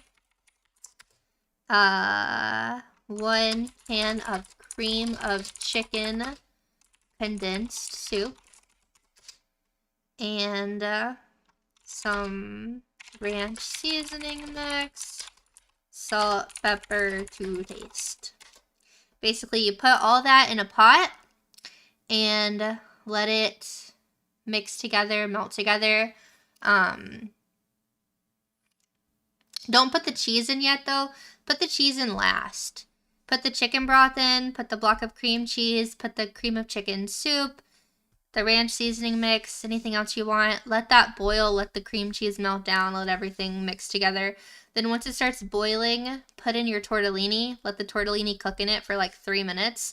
Then add the cheese at the very end. Turn your heat down to low before you put your cheese in so it doesn't curdle. And then you have tortellini soup. You're welcome. And she's like, haha. Years ago, I went from having my career nearly destroyed over a L'Oreal mascara Should have been. to becoming the face of the new L'Oreal extensionist. I don't know if it should have been destroyed, but it's like, you definitely shouldn't have did what you did, and I think you should not do that. Mascara. Back then, I could have easily let that moment destroy me, but 2026 is my redemption year. Daniel, thank you so much for the $5. I used the chicken bacon tortellini at home and homemade chicken soup broth with carrots. That sounds good. Oh, also let me put this up on the screen. Thank you, Baked Buddhas. Thank you. Thank you, thank you. I think that's the only recent ones. Okay, yeah. Yeah, and I'm showing up for it. I love this revisionist history that she's doing. Where she's I think like, yeah, that could have just. I think I'm done with this video. I mean, you pretty much saw everything that I think you needed to see, right? Where's my music? Bring my music back. Bring my music back to me. There it is. Do do do do do. Yeah, we've seen enough. We've seen enough, ain't that right, chat? But that was an interesting video. I wanted to watch that, so I figured we could watch it together. It was definitely sad to me to see that they're getting a divorce, because I don't know. I mean, it makes me sad to see anyone get a divorce, right? Divorce is sad. It's not something we should be happy about. But I hope the best to everyone involved. Yeah, it's just sad times. On a happier note, guys, I was gonna put in the chat, buy a keychain while you can. My keychains, you still got 17 days if you want to buy one of my Market keychains. We have sold 72 keychains. 72 keychains. That's crazy. Thank you guys for all the support on that. I really, really appreciate it. I really wasn't expecting to I mean, we hit the 50 goal like day one, and I really wasn't expecting to sell this many, honestly, this fast, but I'm very, very grateful and appreciative of it. So thank you guys. Thank you, thank you, thank you. W for strong and loyal relationships. We always want every relationship to make it. Yeah, of course. So I mean, I do, for sure. It's always sad when you see a relationship not make it, you know? Very sad. But on a happier note, we're going to be watching The Chosen in the Discord tonight in less than an hour at 6 o'clock EST. So in about 45 minutes, we're going to be watching The Chosen. So I think I'm going to wrap up stream here because, yeah, we're going to be watching The Chosen in a little bit. So I think I'm going to go, I need to get a shower and just kind of do a couple chores around the house. And then I will turn on The Chosen for us in the Discord. So I hope to see you there. If you haven't joined the Discord, you can. I'll put the link in the chat. It is 18 and older. It's no NSFW stuff in there, obviously. It's just for the safety of everyone to keep it 18 plus. So I'd love to have you in there if you'd like to join. And yeah, thank you guys so much for everything. Thank you for all the support, by the way. Today was crazy. We hit our goal, and we will do a karaoke stream next week. So that should be fun. So something to look forward to. And also, I was gonna say, I don't know if all of you guys saw it, but I revamped my second YouTube channel to be for my ASMR now, because I kind of wanted to separate my ASMR videos from my other content that I'm making now. So I did upload a new one yesterday. If it's something you're interested in, if you like ASMR, it was pretty wholesome and cute. It's also available on my Patreon if you'd like to support me on Patreon. that is the best way to support my channel, and you can get additional content as well. So I'll put my Patreon in the chat as well. Also, just a good YouTube choice. They have been crazy lately. Yeah, I just feel like it's better to just have it separate. Because, you know, I don't trust YouTube. And B, I don't know, I just feel like it's better to have the vastly different types of content. I would just rather separate, because I know some people, you know, just would watch me for the ASMR, so maybe they just want, you know, notifications for that channel. Maybe some people are not interested in ASMR, so they would just stay on this channel, which is totally understandable either way. So I'm not really using Discord anymore. Yeah, so my Discord, even though it is 18 and older, it's not like, because there's no NSFW content in the server, there's no 18 plus locked channels. It's just that we ask no minors to join. So my Discord, I don't believe, should be affected by that, because there are no locked channels in my Discord. The Discord is not, like, there's nothing 18 plus in the Discord. They canceled the age verification. Did they really? I have not heard about that.